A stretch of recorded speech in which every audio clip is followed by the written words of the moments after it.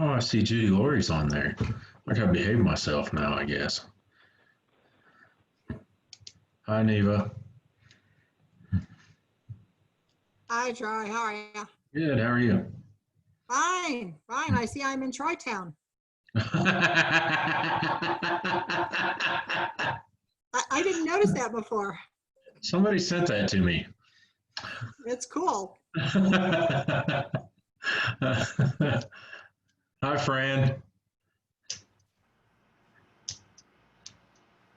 Are you on there?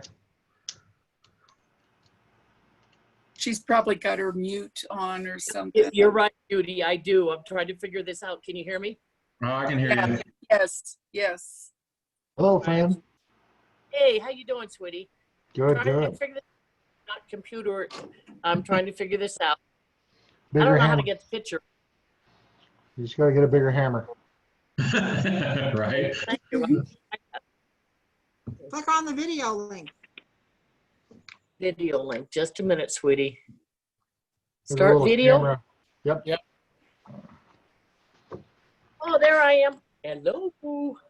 Hello. John doesn't There want we to. go. And there's Stacy. Hi, Stacy. Hi, Stacy. Hi. Hi, Steve.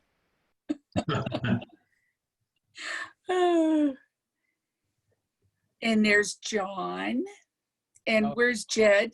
I don't see Jed. He's hiding. He didn't comb his hair. He had problems last time, if you remember getting on. He's on. I just don't see a picture yet. Probably like me trying to figure it out.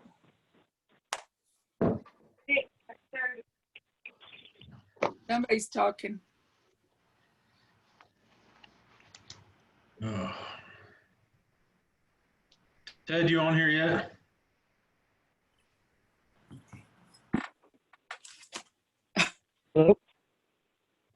Hello?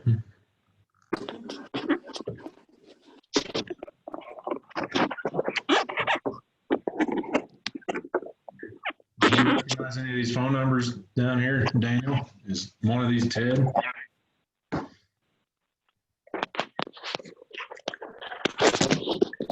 Hello, Mr. Kirby.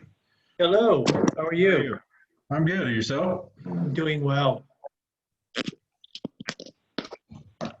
Ready for things to get back to normal anytime. Anytime now. Amen.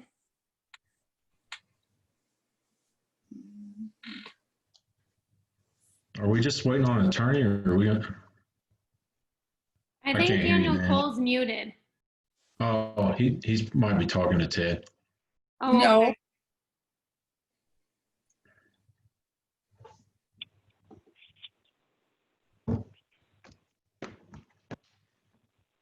And Sherry? Sherry's not there?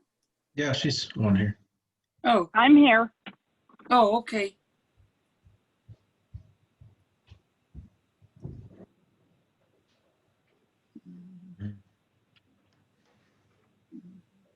Are you going to stand, Fran? No, I'm pricing things for a garage sale. So I'm going to mute you because I'm not going to hear you do potato chips again, and take the picture off so I can finish pricing the garage sale and listen to y'all. Let me see if our attorney's in it. Hey, are you getting on here? I'm trying That's to. good, Fran. Okay. I'll keep you on speaker here until you get on there. I think I'm okay. Just a second. I'll know when all the feedback comes through the screen. Okay. Please wait. The host will let you in soon.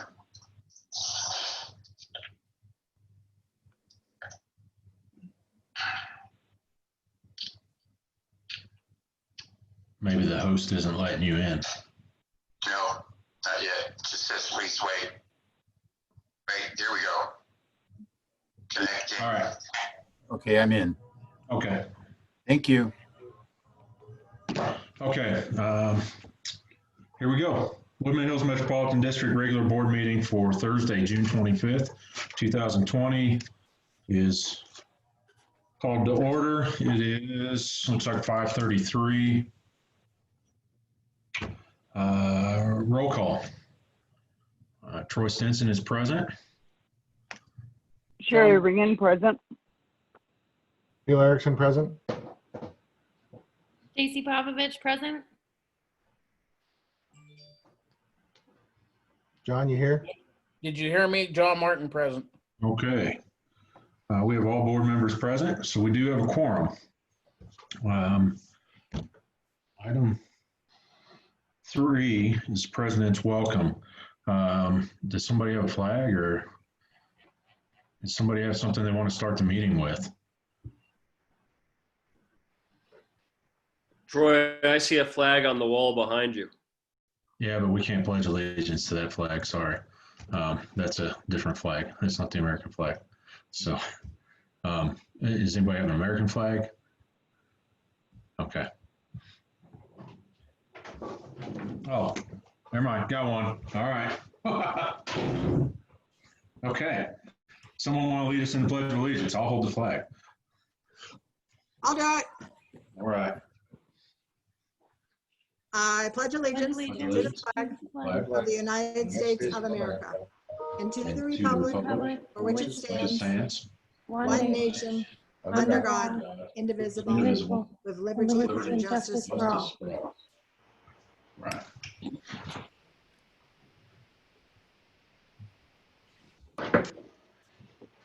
Thank you, Neva. Need to just put a flagpole outside and I guess take the computer out there.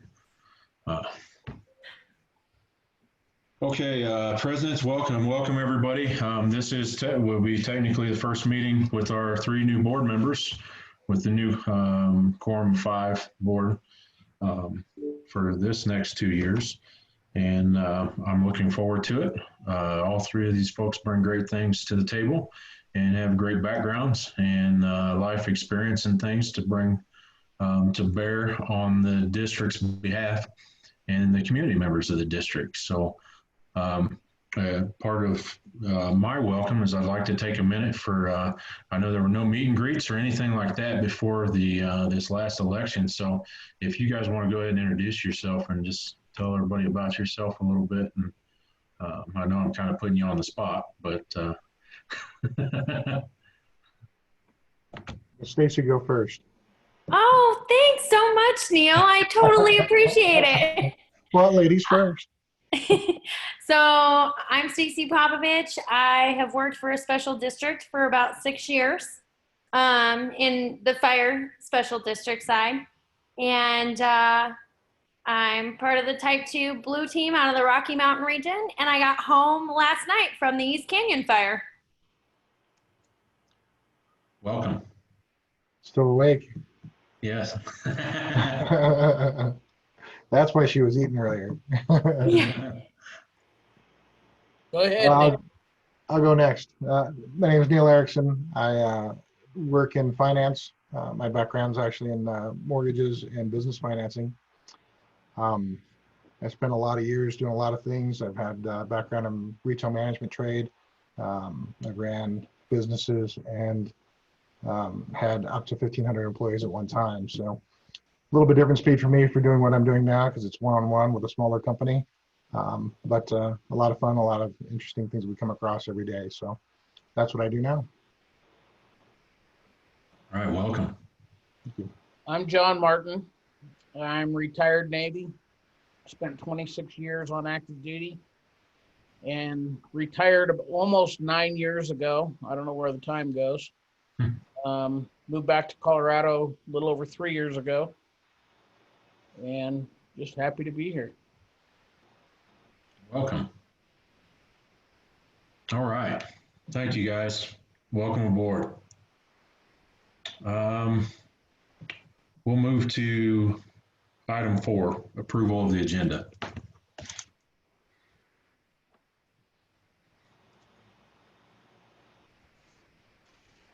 I'll make a motion that we approve the agenda. Second. Okay, with a motion by John and a second by Neil, any discussion? No. Okay, all in favor? Aye. Aye. Aye. Aye. Aye. Okay. Motion carries 5-0. Approval of agenda. Okay, approval or disapproval of the board minutes. I'll make a motion to approve the minutes as written. Okay. Second. Okay, with a motion by Stacy to approve the board minutes and a second by John. Any discussion on them? No. Okay, all in favor? Aye. Aye. Aye. Aye. Okay, motion carries. 5-0. Item 6, the audit report. Rachel, are you on here? Yes, I'm here. Are you giving the audit report or are the auditors on here? Both Courtney and Steve have to do the report. Our auditors. Okay. Who? Courtney, Vance, and Steve. Auditor. Okay. All right. Well, I'll just start out. My name is Steve Hochstiller, and I'm one of the partners with the firm Stockton, Cass, Bryan & Company, who you have engaged to perform the audit. And as Rachel said, with me is Courtney Vance. Courtney is one of our supervising audit seniors, and she was the individual in our office responsible for the coordination of the audit. And between the two of us, we'll walk you through the two reports. I'd like to just start out, though, with, I guess, 2 or 3 things. One is just thanking you for the opportunity to serve as the auditors. We do appreciate the opportunity to work with the district.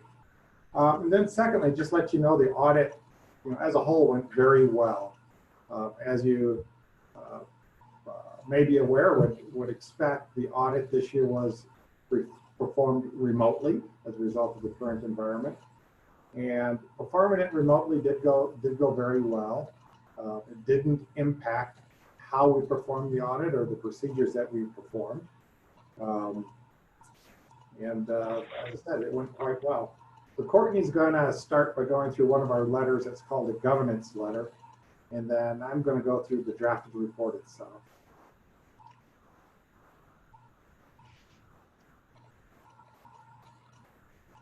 Okay, go ahead, Courtney. Hi, everybody. Sorry, I was seeing if I could share my screen to walk you guys through the report. But I'll start at least on the governance letter. It's much shorter than the actual audit report, and maybe by then we'll be able to share my screen with you. Okay. So the first communication is just a brief letter that we call the governance letter. We issue this in conjunction with the audit. All of the communications on this letter are required by professional standards, and all of the items on this letter are also positive or neutral in nature. We had nothing negative to communicate. One of the first paragraphs discusses that management is responsible for the accounting policies, which are described in Note 1 to the financial statements. During the year, there were no new accounting policies that were adopted, nor was the application of policies changed. This is important because it means that the financial statements are comparable between this year and the prior year. The letter goes on to discuss that all financial statements have certain accounting estimates. The most sensitive estimates of the district include the allowance for doubtful accounts, as well as the estimated useful life of capital assets. We reviewed these estimates during our audit and we determined that they were reasonable. Additionally, the letter says that the financial statement disclosures are neutral and consistent and clear.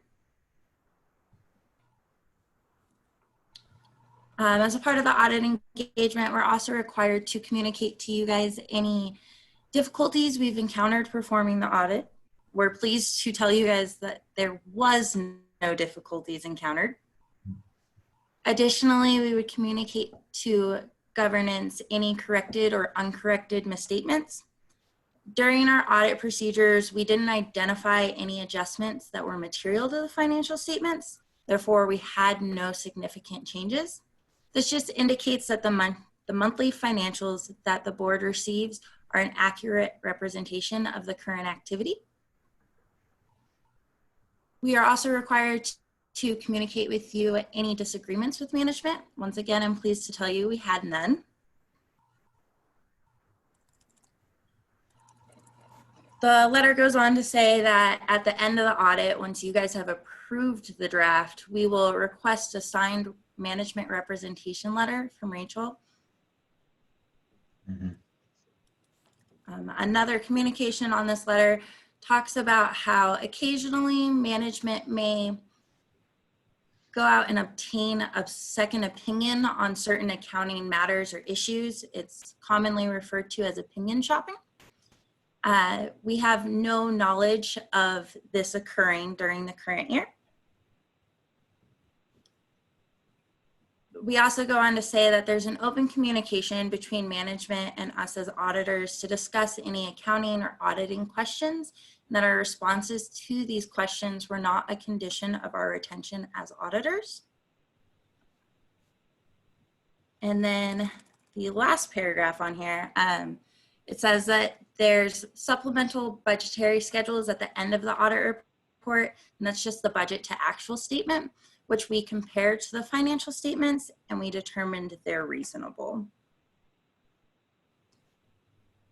And that sums up the governance letter. And I think I can share my screen with you guys. Did you guys have any questions on the governance letter? No. Does anybody have any questions on that? No. Okay. Whoa.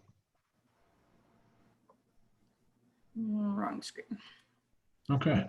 All right, well, I will take you through the draft of the report itself, which I think Courtney's probably going to pull up here in just a moment. But if you have a copy in front of you, turn to the third page. Turn to the third page. So the first page after the table of contents. The first page after the table of contents. So this page is. And I don't know if you guys are hearing an echo. I hear it. I don't know if you guys are hearing an echo. I hear it. Yes. Yeah, it sounds like there's two of you there. Yes. Yeah, it sounds like there's two of you there. I don't know if maybe people can turn off mics. That might help. I don't know if maybe people can turn off mics. That might help.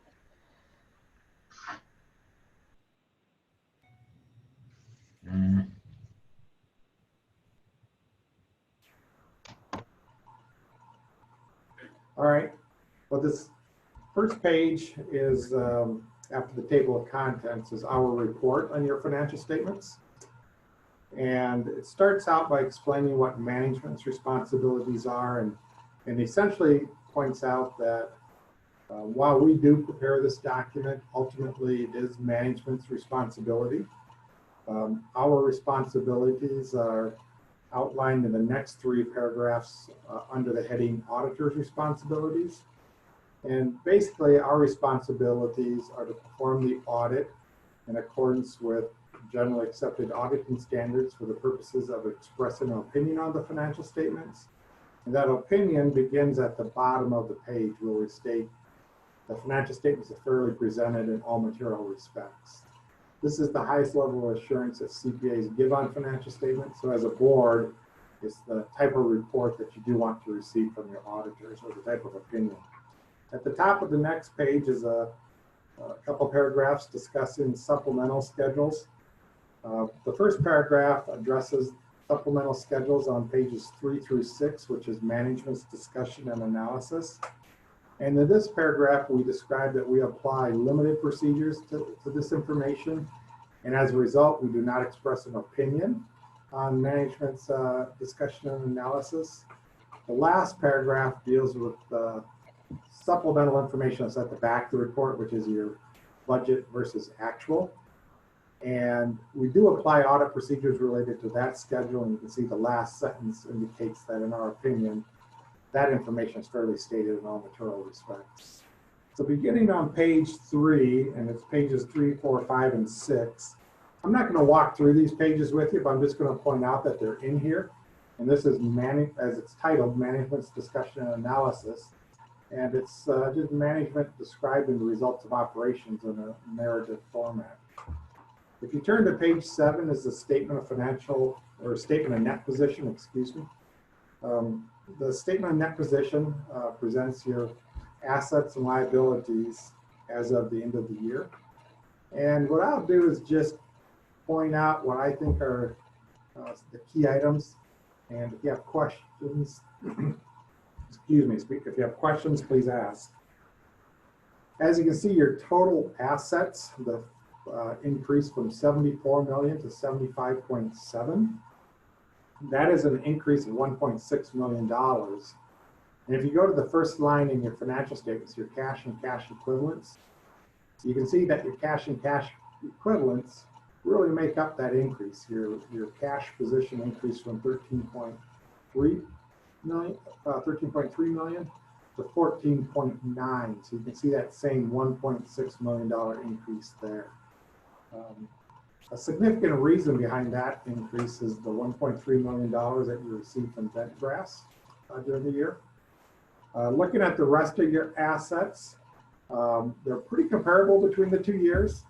If you look at your capital assets, 59.3 million versus 59.4 million at the end of 2019, so pretty consistent. You did have quite a bit of activity, however, in that category. You had about $2.1 million of acquisitions, and that was offset by about $1.9 million of depreciation expense that we'll see later in the report. Moving down to your liabilities, your current liabilities decreased from 1.9 million to 1.5. That first subtotal there where Courtney has the cursor. You can see that the primary reason behind that decrease is a decrease in your accounts payable and accrued expenses. The first line within your liabilities decreased from about 900,000 to 400,000. And that's primarily made up of just tiny differences as to when invoices were due. Then your long-term liabilities, the next section, decreased from 32.1 million to 31.1 million. How do I? What's the password? So a decrease of about $1 million. And that decrease is simply related to the principal payments that you made on your debt last year. Then the last section, net position. Net position, mathematically, it's your total assets less your liabilities. And your net position increased about $3.1 million, 39.9 to 43 million. So that increase is a result of the borrow for profit language and net income that the district experienced. And you'll see that on the next page. Page 8 is a statement of revenues and expenses. And I'm going to jump you around a little bit, but if you go to the third line from the bottom about where that cursor is, you can see change in net position. Again, that's the governmental terminology for a net income or net loss. You can see you had a net income of $3.1 million compared to the prior year, 1.9. So an increase of about $1.2 million. And that was primarily driven by an increase in your operating revenues. If you go up to the top of the page, you see that your operating revenues increased from 8.1 million to 9.1 million. A significant reason behind that increase, again, is that $1.3 million that you received from Bentgrass. Moving down to your operating expenses. Your operating expenses are fairly consistent between the 2 years. You did have a slight decrease from 5,887,000 to 5,675,000. So that's a decrease of about $212,000. As you know, most of your operating expenses are fairly fixed. As a result, you don't have significant changes from year to year. But we just hit kind of some of the main ones. Your wages, slight decrease from 1.8 to 1.7. So a decrease of about $100,000. Not real significant, but primarily due to just fewer employees over the course of the year. And then the other big decrease is the G&A, general administrative expenses. You see a decrease from 600,000 to 347. That decrease is almost entirely due to less legal fees this past year, not facing some of the issues that you had in 2018. And then you can see your non-operating revenues and expenses, the third category, were pretty consistent between the 2 years. Your interest expense and interest income was, as a whole, pretty consistent. So that brings us down to that change in net position of $3.1 million. If we flip over to the next page is the statement of cash flows. This statement presents your operations, from a cash flow perspective. And it's broken out into three primary categories: operating activities, capital and related activities, and then investing activities. So if we move up to the top, you can see in your operations, this year your operations provided cash of $5 million. A slight increase over the prior year. The prior year was $4.6 million. Your capital and related financing activities is where you can see your biggest change. You used $12.2 million last year compared to $3.5 million this year. And you can see the primary difference is that acquisition of capital assets. You had $10.8 million in 2018 compared to $2.1 in 2019. Your investing activities consists of interest income. So the net effect is you had a net increase, and I can see that line there is titled decrease, but we'll add the word increase. You had an increase in 2019 and a decrease in 2018. So you had a change of $9 million, the $7.4 million decrease in 2018 versus the 1.5 increase in 2019. So you started the year with $15.2 million and ended the year with $16.8. Over on page 10 is a continuation of this statement. In this section of this page is really a reconciliation of the operating income to the net cash provided by activities, which is what we just saw on the prior page, that same $5 million. So you can see the key items there. It starts out with your operating income of $3.4 million, and then adds to that the depreciation, which is a non-cash expense of $1.9 million. And then you had some changes within your operating assets and liabilities that make up the balance. Page 11 is the notes to the financial statements. It starts on page 11 and continues over to page 13. And the main thing I'd just really like to mention here is really reiterate what Courtney said earlier, is your accounting principles and accounting policies in 2019 are consistent with what they were in 2018. As a result, this disclosure on pages 11, 12, and 13 is virtually identical to the prior year, given that the policies are the same. So if we do flip over to page 13 and look at note 2, note 2 is a disclosure of your deposits, and it's a disclosure of the Colorado Public Deposit Protection Act, PDPA. So it explains briefly that act and the requirements, and then reflects what your deposits are, what your bank balances are, in the third paragraph there on page 14. Note 3 at the bottom of page 12 is a summary of the activity within your capital assets. You can see the first column there is the balances at the beginning of the year. The second column reflects increases. So that would be reflective of purchases, additions. You had additions of nearly $2 million of capital assets that are not being depreciated because they're currently work in process. And then capital assets that are being depreciated of $181,000. Over at the top of page 15, you can see the depreciation that was recognized by category. $1.9 million. So the net effect is you had an increase in your capital assets of 237,000. The lower portion is the same schedule for 2018. If we flip over to page 16, there's a similar type of schedule, but this is for your long-term debt.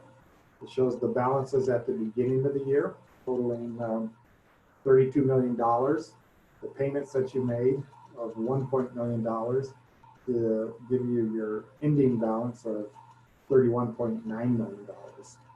At the bottom of page 16 is a brief disclosure of your bonds. And at the top of page 17 is a table that sets forth the scheduled principal and interest payments. And then the lower portion of this page discusses the terms of your lease purchase agreement. And then at the top of page 18 is a similar table showing what the principal and interest payments are under your leases through maturity. Note 5 is a disclosure related to the Colorado Department of Public Health obligation. And probably the key point is the last sentence there that says the final payment was made in 2018. Note 6 is a standard disclosure just discussing risk management. Just explaining that in the normal course of operations, you are exposed to various risks and that the district does carry commercial insurance to protect itself against such risks. At the top of page 19, note 7 is a disclosure of your restricted net position. You do have some net assets that are restricted, and you'll see what those restrictions are for. Note 8 is a disclosure of the Tabor Amendment. And the last sentence of this, the second to the last sentence, the second paragraph, states that the district believes it is in compliance with the requirements of the amendment. Note 9 is disclosure of employee benefit plans. And you see the last sentence there discloses what the contributions were to the plans in 2019 and 18. Then note 10 is a disclosure of commitments that the organization has. And starting at the bottom of page 19 and going over to page 20 is discusses the cease and desist order that you've been operating under. And the last sentence there on the paragraph, the partial paragraph at the top of page 20, where the cursor is points out that as of December 31st, 2019, management believes that it is in compliance with the Act. The second paragraph discusses the agreement that you have with the joining district. Indicates that you have received $213,000, which is recognized as deferred revenue in your financial statements, and that the district is joining district is expected to pay you $1.5 million for its proportionate share of the project. And then finally, note 11 is just a disclosure of subsequent events that you're all well aware of, and that's just disclosing that the COVID-19 pandemic could have an impact on the organization, and that management is monitoring the financial condition, liquidity, and operations, and it relates to suppliers and your workforce as well. And that you can see the last sentence there is just simply stating that you're not able to impact what effect this could have on the operations, if any. And then finally, the supplemental schedule on page 21 is a comparison of your budgeted revenues and expenses compared to the actual. And just looking at the subtotals there, you'll see that your budgeted revenues were 8.9 million. Your actual was 9.7. So your actual results exceeded budget by $855,000. Similarly, your expenditures, you budgeted expenditures of 15.9 and expended roughly 7.9. So your budgeted, your actual expenditures were about $8 million under budget. You see the primary reason behind that is the capital expenditures. You had budgeted capital expenditures of 8.2 and you spent about 2.2. So you have that $8 million positive difference related to expenditures. 6 million is for capital expenditures. So the net impact is your revenues over expenditures were $8.8 million better than budgeted. So I know I went through that relatively quickly. I did try to hit what I thought were the highlights, but does anyone have any questions?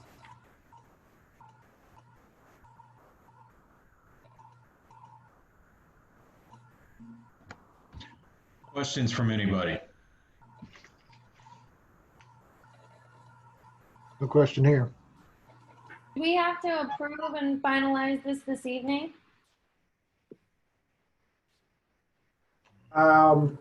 You do need to approve it at This needs to be submitted by July 31st.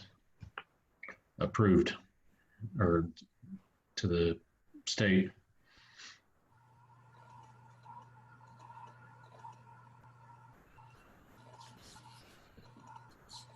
Yeah, so at some point between now and then, we would like for you to approve it, and then we can proceed with finalizing it so you can meet that July 31st deadline. Okay. Any other questions?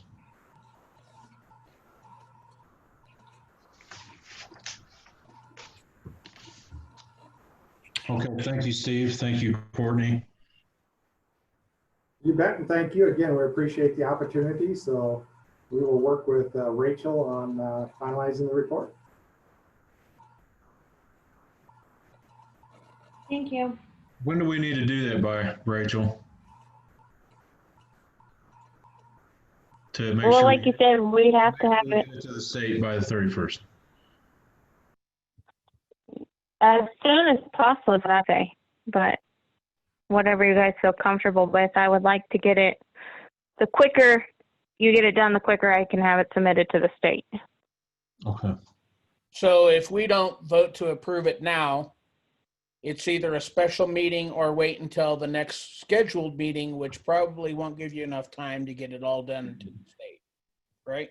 It would be really tight at the next meeting. Because that's on the 30th. And it was on the 23rd. it has to be there by the 31st.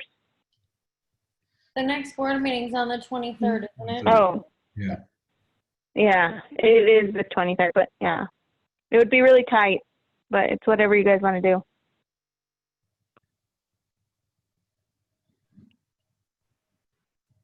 Figures can't be changed on that.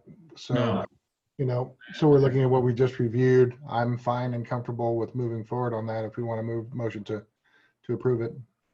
I guess if I have questions, then I'll just reach out to Rachel. I just got this today and I haven't finished reading it, so. I'll second the motion. Okay. All right, so I have a motion to approve the budget by Neil, is that correct? That's correct. I'm sorry, the audit.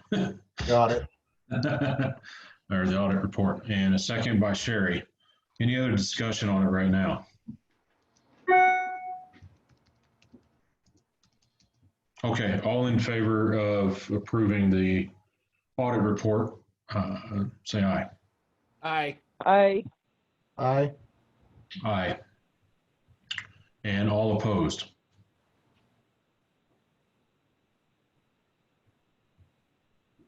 Okay, 4 ayes and no opposed. Stacey, are you abstaining from vote on it? Yeah, I just haven't read the whole thing. I tried to read all of the documents, but. Okay. 4 ayes, no nays, and 1 abstain. Motion passes.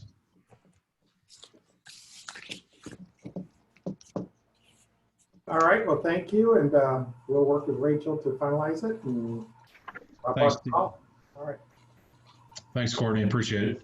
All right, goodbye. Bye. All right. Bye. Item 7, the attorney's report.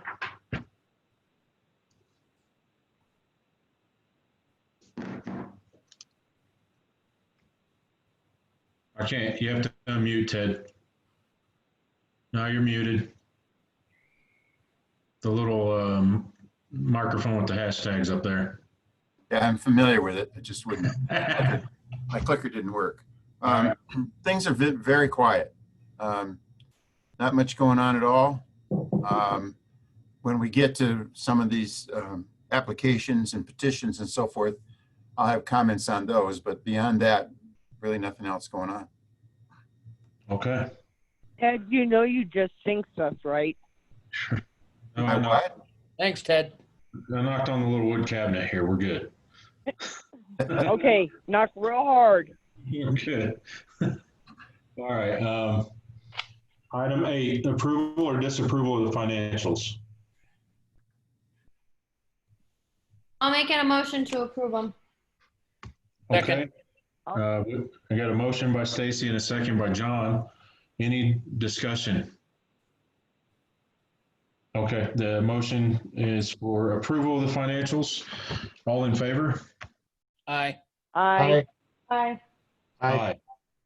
Okay, motion carries. Financials are approved. Item 9, Park and Rec report. Here we go. Hey, Troy, before we go on, Yes. Rachel, are you still on? Rachel, are you there? Yes. Yes, I'm here. I just wanted to say I wanted to do big shout out to Rachel. She has done so awesome the last 2 years with audits. We've had no problems. She really keeps on top of things, and I'm really impressed with her work. Second. Thank you. And I appreciate it too. I do have a couple of questions for you though, Rachel, but I'll email them to you. They're audit related on line items on the audit. Okay. I'll email them to you. Probably start of next week. I'm out next week. Oh. Okay. The following week then. Oh, But I'll get back to you. I appreciate it. And I know Stacy has questions, some questions too on it. So. Hey, Rachel, is there a way to get our packets, like the Friday before the board meeting? I know this one has a lot, like the audit and rec center stuff and other things. And so I didn't know if it was possible to get it like the weekend before. So that way we'd have the weekend. Yeah, we can work on that. It's just a matter of completing everyone's stuff to get it out. Work on getting it earlier for you. I would appreciate that. Thank you. You're welcome.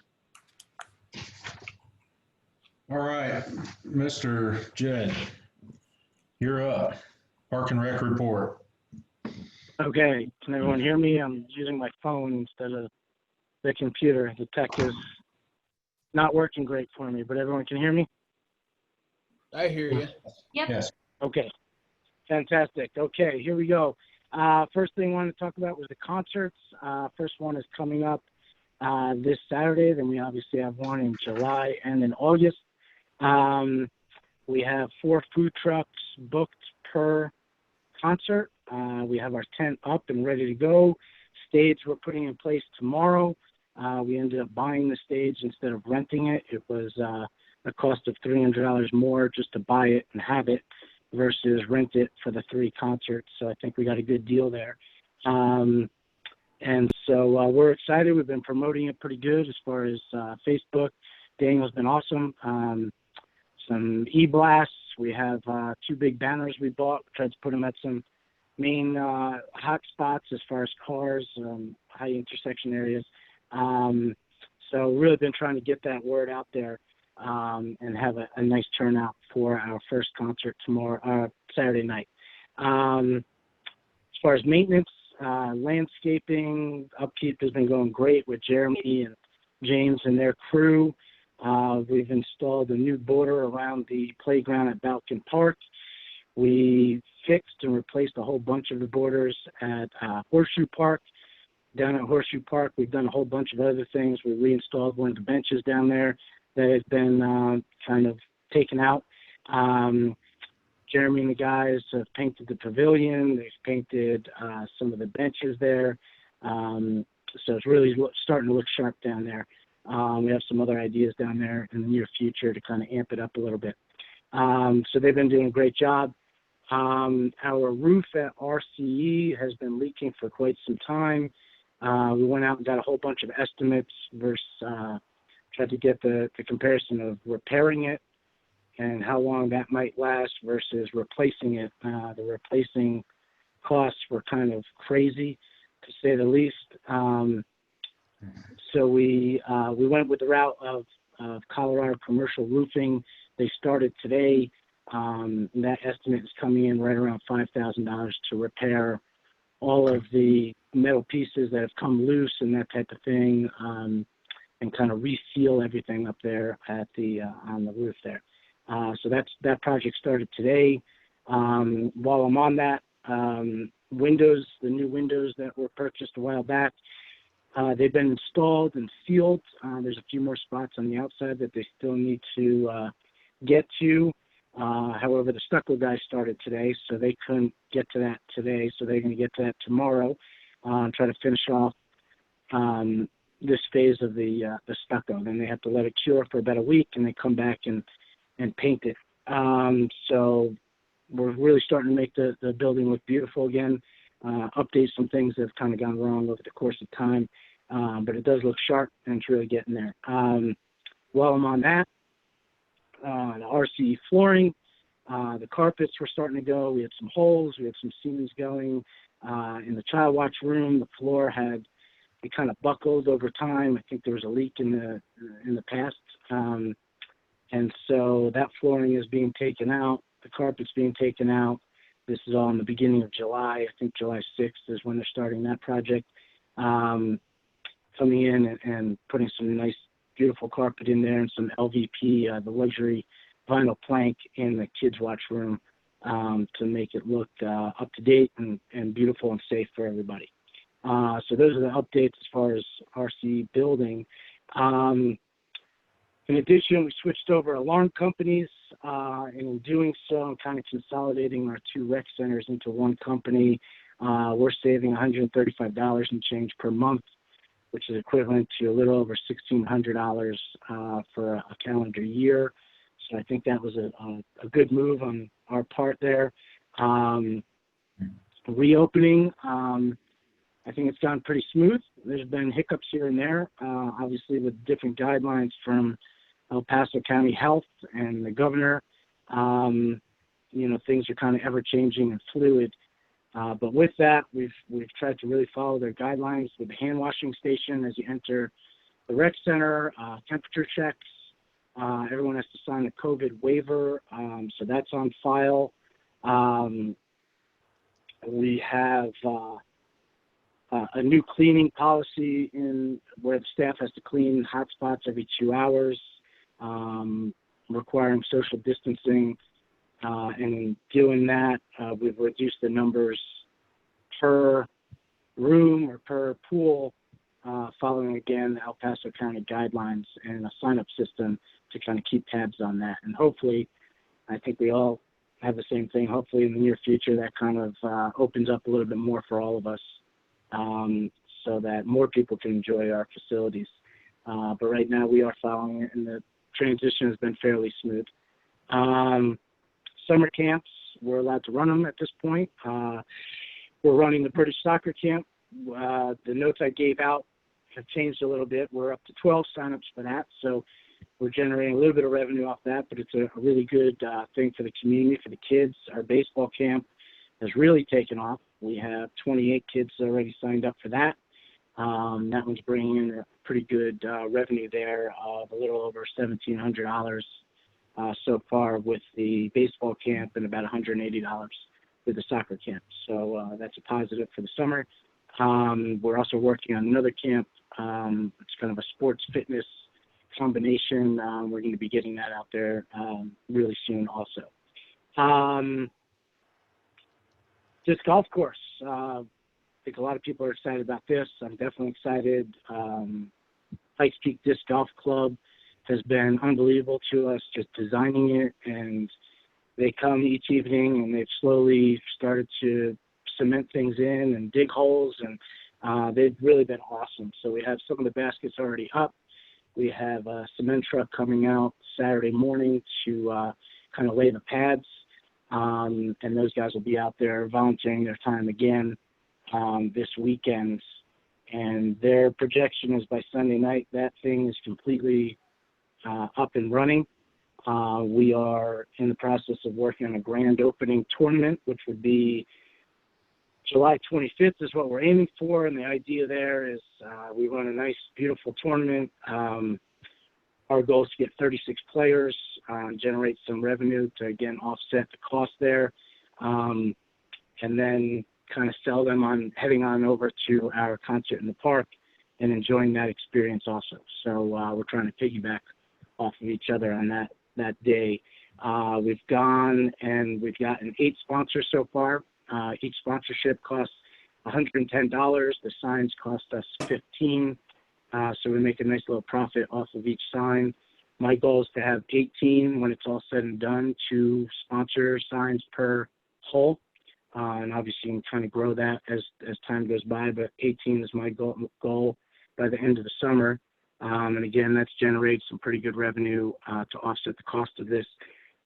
So we have a little over $760 that has come in from that so far, which is great. The tournament, again, is going to offset a lot of the costs for this. The total cost when it was all said and done was about $4,800, and we'll be pretty close to offsetting it completely with sponsors and the tournament. And then down the road, we want to run some leagues and things like that in the evening and the fall. So we have some really neat ideas with the disc golf course. I had a meeting with the Meridian Ranch Parks and Rec director, Ryan. We've been kind of coming up with some different ideas on how we can kind of work together and run some different things for our youth and our communities, and kind of build that bridge or that relationship and really go with it. So we've been working on a basketball league. They've been running one, but we're going to kind of join them and run our own in-house and play at their place. So that's going to be coming in the fall and winter. We are working with their golf course. He's reached out to them, try to make a deal with them to allow our youth to have a camp there and their youth, kind of a combination camp.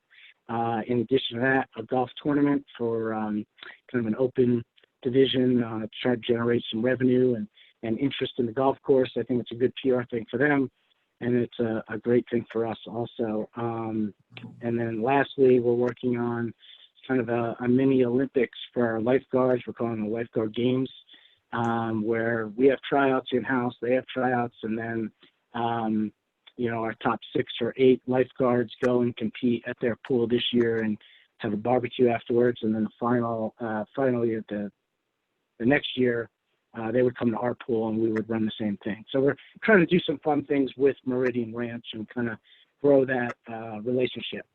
Been looking into a couple other things just to see if they would fit into our community, shuffleboard courts, pickleball courts.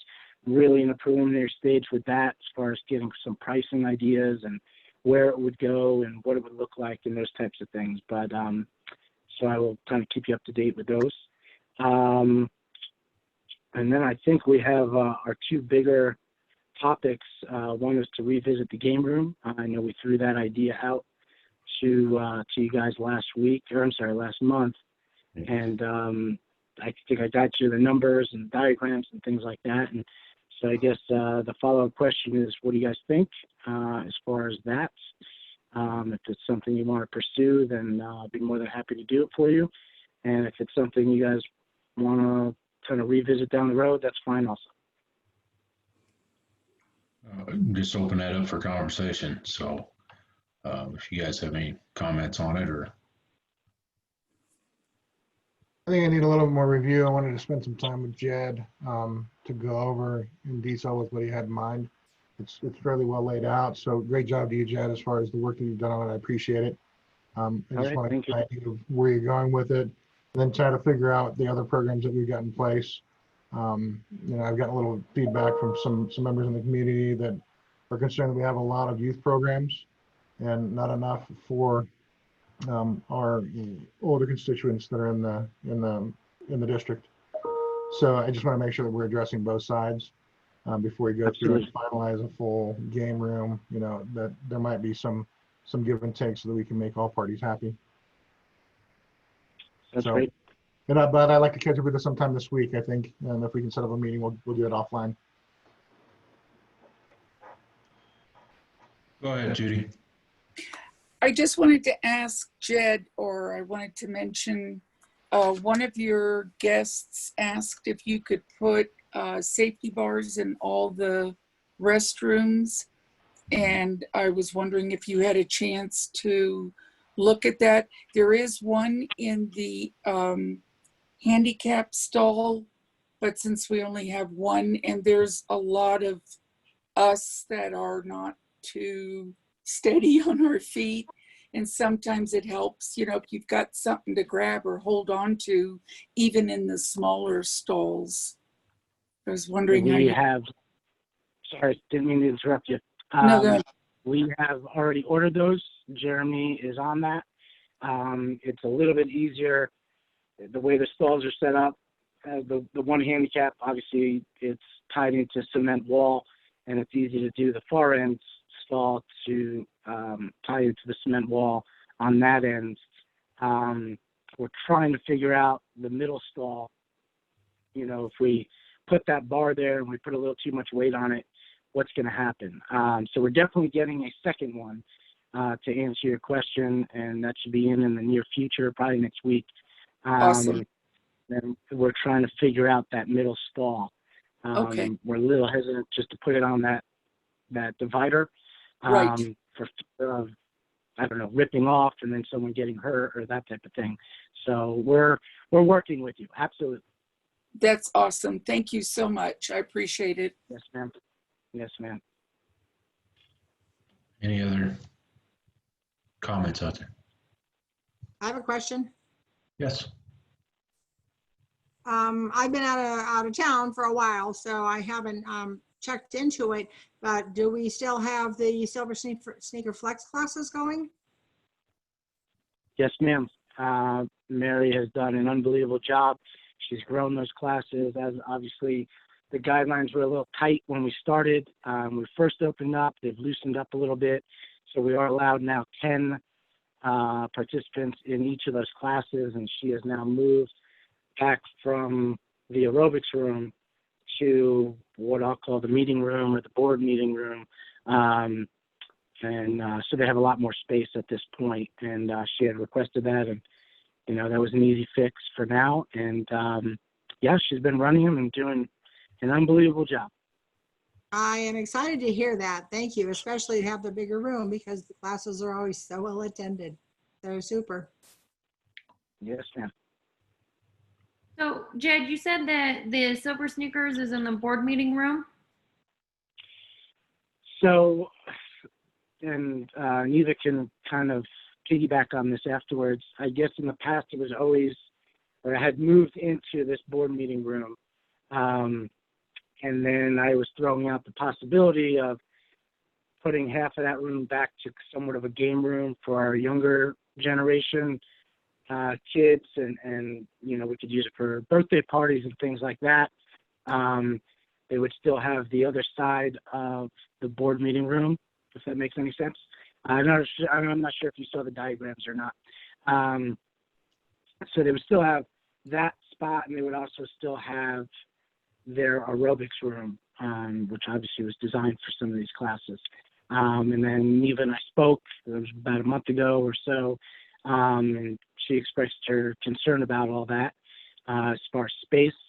And so right now there's not an issue because we don't have a game room. And obviously we're going to have a little bit more dialogue, with Neil and whoever else wants to have that dialogue before we make any rash decisions and take away that entire space, so to speak.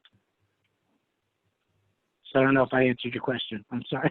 Yeah, you did. So, is Silver Sneakers something that could go into the rec center expansion, and then this room could just be in the board meeting room and then not have to be moved?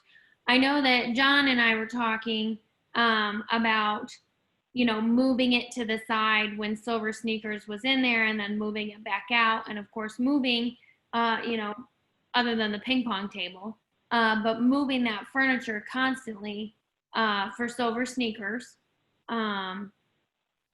would be wear and tear on the equipment, and we'd have to replace it if it's constantly being moved every week. It's a valid point. So I didn't know if that was an option, is to move that class. I know that class is at West. Could we Yep. move it to East? So to bring it over to RCE is something we can kind of dissect. I don't have the actual fitness classes in front of me from RCE, and I apologize for that. Okay. But we do have classes in the morning kind of at the same time that Mary does hers. So we'd kind of have to play off of that a little bit, but I don't think it's totally out of the realm to bring them over if they're interested. I know Mary kind of likes her area, and I think Neva can kind of attest to that.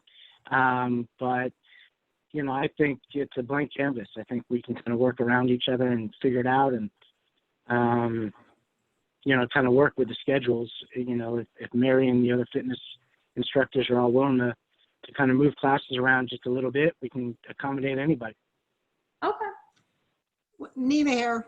When Silver Sneakers Flex started, which is a little over a year ago, the only place available was the meeting room, but the class grew. So each side easily has 6 to 8 people. So you've got 12 to 14 people in a class. And it's strange because the middle is a little narrower, and that's where Mary stands and does her instruction and has her music. But it's worked out okay because we fill up the whole area.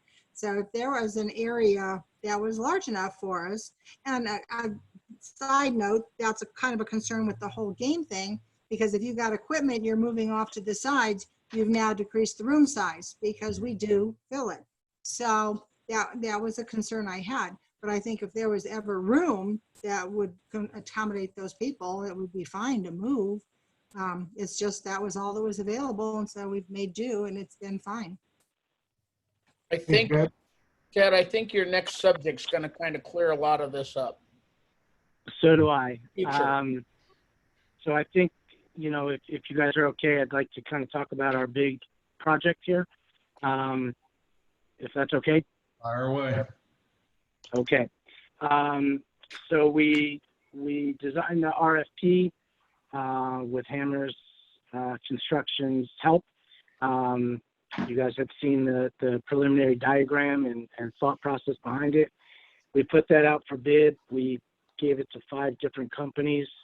Long story short, not to bore you with it, 2 of them ended up giving us bids. And I believe, correct me if I'm wrong, you guys have those in front of you or have them in general. And just looking at kind of the big number, the main number, one is substantially higher than the other. Correct me if I'm wrong, $250,000, $300,000 difference. So in looking at the Hammers Construction proposal, that one I think makes us all feel a little bit more comfortable, so to speak, as far as the number.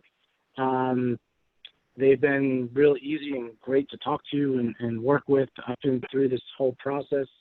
I gave you guys also some other, bear with me here, some other preliminary numbers. Hammers proposal is about 1.588, but he reminded me to include about a 6% contingency. So I gave you that number, what that comes out to be.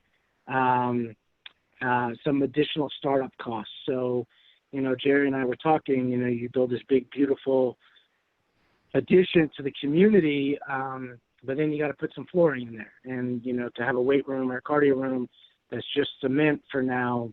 You know, could we hold off on that cost? Maybe, but on the flip side, if we're spending this money and we're trying to give the community something gorgeous, we spend a little bit extra. In my mind, it's easy for me to say that, but and we do it right the first time and we're done with it.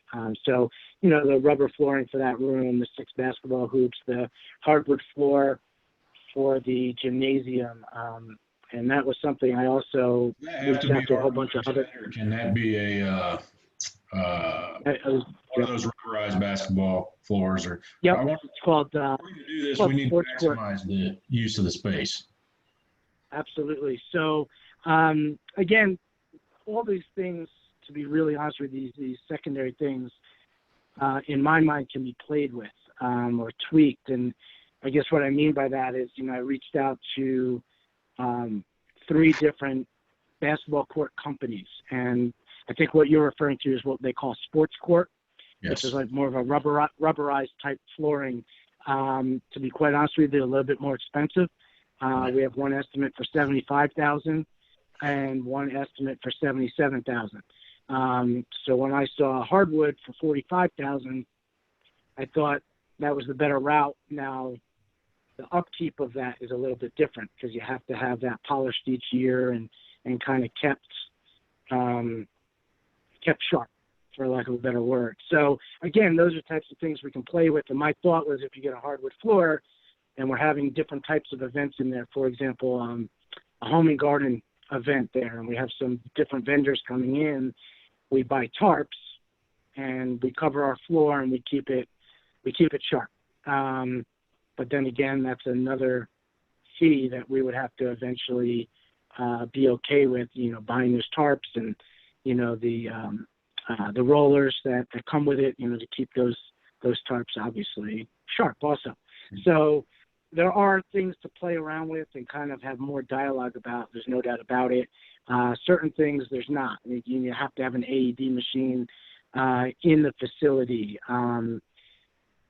So anyway, I won't go through the entire list, but in my mind, there's certain things that could be in phase 1, so to speak, and certain things that down the road, a year from now, or whatever it is that the board is comfortable with, can be in phase 2, like the lockers or the benches or the bleachers or those tarps. I'm sorry, someone say something? Somebody else. Oh. So, you know, there's different things to definitely play with. So with that, I did give you some preliminary numbers to kind of chew on. The estimated. Go ahead. Someone have a question? Yeah, just quick thing. So, you know, prior we were looking at the building size that we had looked at in last year was in November. And of course, those figures were a lot higher in cost. Right now, so the prior building, how big was that building that we were looking at prior during November last year? Do you remember? Correct me if I'm wrong, about 7,000 or 8,000 square feet. Okay, and the new building that we're proposing, how big is it?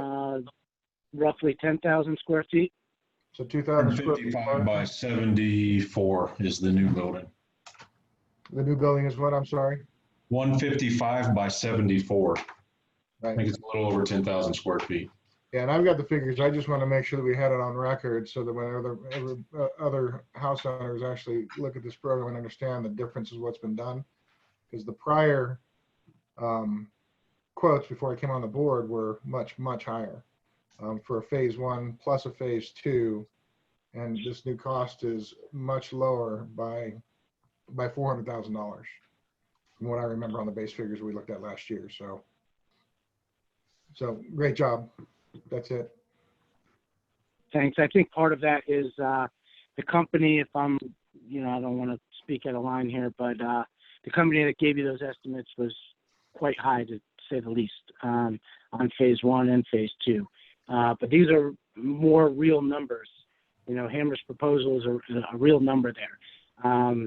Some of these secondary things, these additional startup costs, are things that we can tweak. You know, I've gone out and priced what a rubber floor for that size is going to cost. And then it's up to us. Okay, do we want to buy a half-inch thick rubber floor? Or do we want to go a little bit cheaper, a little bit thinner? Can we get away with those types of things? So, these numbers, again, in my mind, we can tweak a little bit as far as the additional startup costs. I think the operating costs, again, they're kind of, they're based off of RCE's numbers. So what I've done in working with Rachel is gotten what, I'll just take the first one, what our electric bill is per month at RCE, and I just split it in half. And the reason I split it in half was that we don't have a pool in this new addition. And that pool really does suck a lot of energy. And I think that's our highest cost in that building. So I've kind of cut it in half and given you a really good, I think, ballpark figure of what our utilities are going to cost. I've talked to an alarm company rather, and they've given me an exact quote of what that will cost. So that's more of an exact one. Same thing with the insurance company. That's an exact price. Kind of moving down that list, the cleaning supplies and the maintenance. Again, I think we can bring these down a lot. I am basing that off of what we do at RCE right now, what we budget for, and that maintenance, that cleaning supplies is the rubber gloves, the disinfectant, the rags, that type of stuff. So I think we can bring that down a little bit, to be quite honest with you. And then the maintenance and miscellaneous, if we build a brand new building, in my mind, and we have to do stuff to it the first year, I think that's easy to get them back and fix whatever it needs to be fixed. So again, I think year one, that maintenance fee goes down a lot also. And then the next thing is kind of up for conversation with you guys. You have two different options to go with the weight room and the cardio stuff. My idea was to bring the cardio stuff that we have in RCE right now. I believe we have 9 machines, and bring them over. We're already leasing those, and open up that RCE room as a multi-use room. We could rent it out to karate classes, Boy Scouts, Girl Scouts, things like that, birthday parties, and kind of generate some revenue off of that multi-use room, number one. Number two, we then take what we're already leasing and we reuse it, so to speak, in the new facility, and add a few more machines. And again, I've been working with, can't remember the company, sorry, and they've given me a really neat, Foundation Fitness is the name of the company who we rent from, of what to add and what that package would look like. So from that point on, you kind of have two ideas: rent everything, lease everything, and that, as you can see, is a $21,600 cost per year. Or you could lease the machines, right? The cardio machines only, and the bikes and things like that, and anything with moving parts, so to speak. So weightlifting machines. So if anything went wrong, that lease covers us. They either replace it or repair it, and then go out and buy the actual free weights and the benches and the bars and things like that. So again, something you can kind of play with. What are we comfortable with? More of an upfront cost, and then our yearly operating cost is down, or we just lease everything, and yes, our yearly operating cost goes up a little bit, but it's less out of pocket up front. So again, something that the board can kind of play with. But those are way different numbers than what I believe was projected in the past. Jed, what are you looking at turnaround time on those contracts for repair? I'm sorry, say that again. I was ruffling papers there. I apologize. In general, what are you looking at as far as time frame for those guys to repair? So let's say we have a machine go down. I understand buying free weights, because, somebody breaks a free weight, we got a problem, right? It's usually bigger than the free weight. So if we're looking at the actual machines themselves, so you're talking about circuit fitness, you're talking about ellipticals, you're talking about those type of machines, treadmills, so forth and so on, which I don't think anybody in our district is qualified to repair. What are they looking at downtime? How fast do you see on most of those contracts that they'll come out and fix those machines? I mean, is it like 2-week turnaround, 1 week, we're out there in 24 hours, so we can get an idea of how many machines we would need?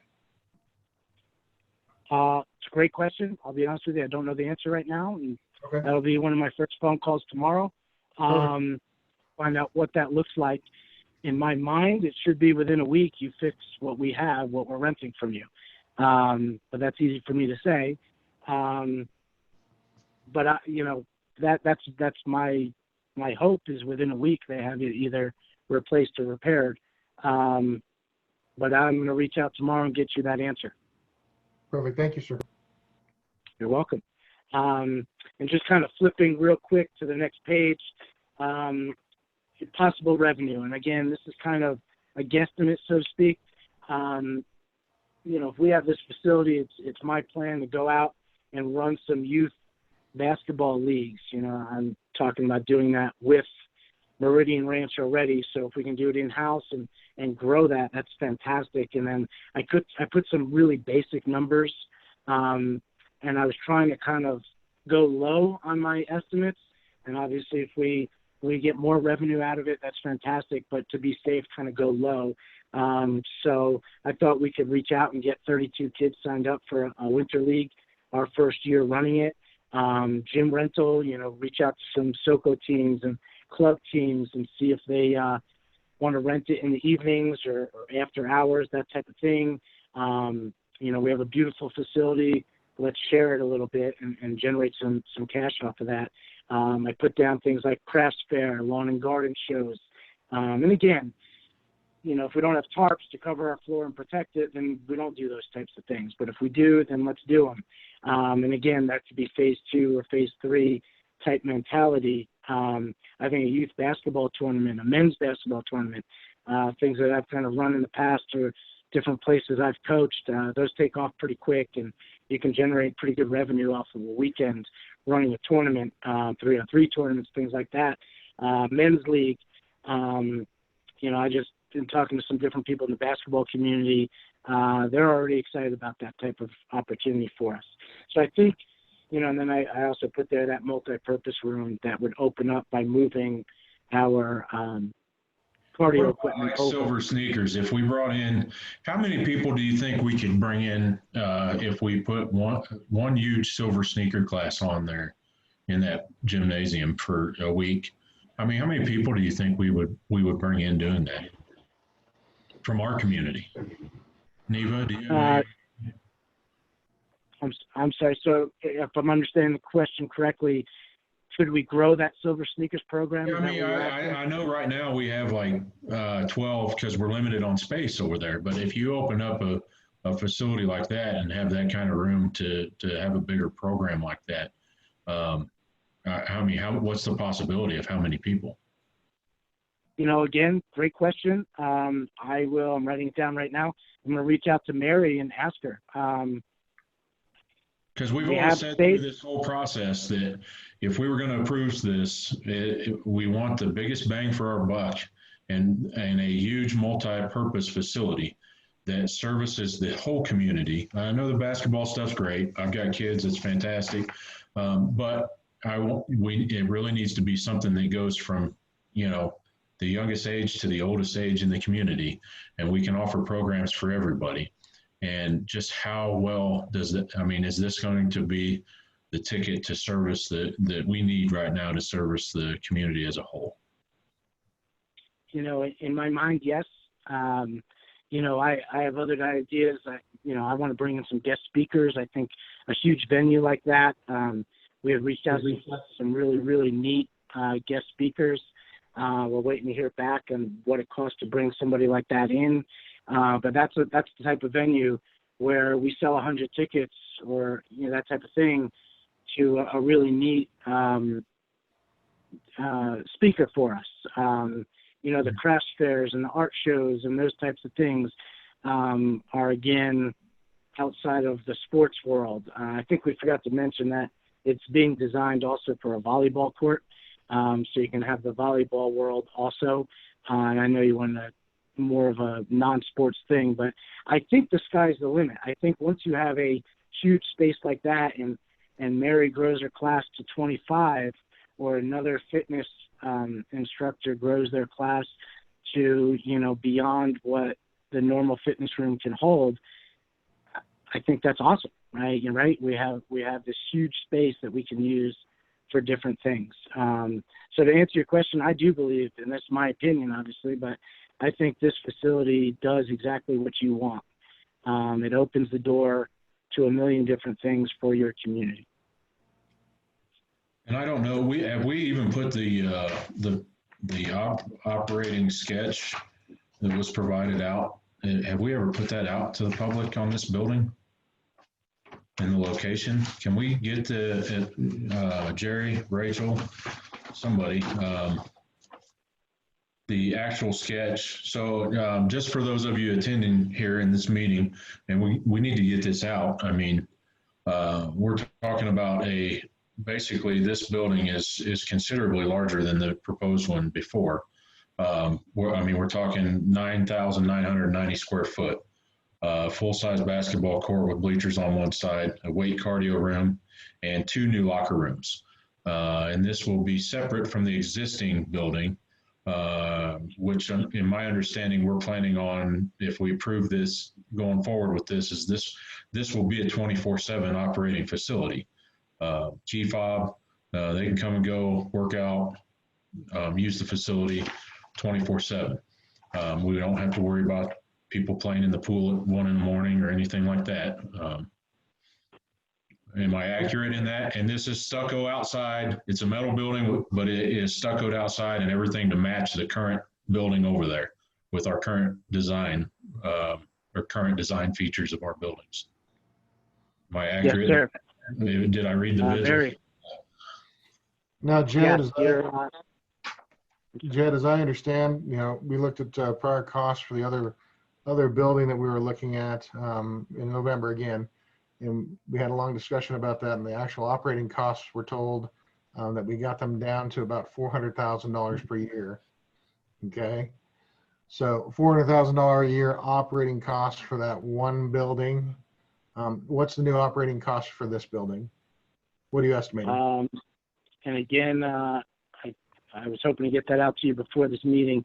If we lease everything, you're looking at right around 88,000, a little bit more, 88,000 and change. Okay. I think part of that. I'm sorry. What do you estimate our operating costs as far as staffing goes? So I think that's the big difference here, or one of the big differences here. I believe the previous person had kind of put down that was going to be staffed every day, all day. So you had in that operating cost all those salaries. We're not staffing it in that sense, right? We don't have a front desk person over there. The key fob system, similar to CCW, kind of takes that away. And having all the security cameras in there allows you to obviously keep tabs on what's going on. With it being about 20 feet outside the door that, at the office I work at, it's very easy for me to kind of all day long kind of go over there and check on things and check on people, just like we do right now, kind of walk around and see if everything's operating the right way. So to keep tabs on it and then get someone over there to clean it, I think is very easy. And then obviously it's a secure building with video cameras galore to kind of keep everything safe. So that cost maybe will cost us an increase of maybe one additional person. If that. Okay, so that pretty insignificant as far as yearly salary is concerned or yearly payout, but it's nowhere near close to $400,000, right? No, sir. Okay, thank you. Jed, I have a question on insurance, since it will be unmanned, especially with all of these events, which I think are great, to go in our multi-purpose building. The insurance roughly would be a little over $3,000 a year, even if we opened up that facility a lot to the community to use, which is the purpose. Yes, ma'am. That's an exact quote from the insurance company we use right now. And I'd be more than happy to send you that email, forward that email on to you. But that's the number they gave us, with the understanding that it was a key fob system and open 24 hours, and the size of the building and what we had in there as far as weights and cardio and the open space. Okay. So when I look, go ahead. Now, what is that compared to our existing facilities? What do we pay for? We have liability and pool. That's who is operating our insurance, correct? I think that's more of a, Rachel, do you know that by any chance? What our RCE or CCW insurance is? I don't know it off the top of my head, but they do. That's the same insurance company, Colorado Liability Pool, but I don't know how much it is. Okay. Isn't it a CIRSA policy? Basically a self-insured policy? I'm not 100% sure. I can kind of revisit that email and forward it to you guys and kind of dissect it with you. Okay. If I may, in doing that, sort of to the question she asked a moment ago, you want to make sure that the coverages cover the activities. I had an unfortunate scenario some years ago where the insurance company denied coverage because they said they didn't know the activities that were going on. So you just want to make sure that they have a complete understanding of everything you're doing. Thank you. I'll reach out to them. Other questions? So Jed, I'm looking at the Hammers Construction bid, which is less than, oh boy, Green, the other bid, whatever their name is. Yes. Ed Green, I believe. So the 1.6 on here doesn't come completely done, because you were talking about a floor and these other things. So 1.6 only covers the start of the building, the shell of it, right?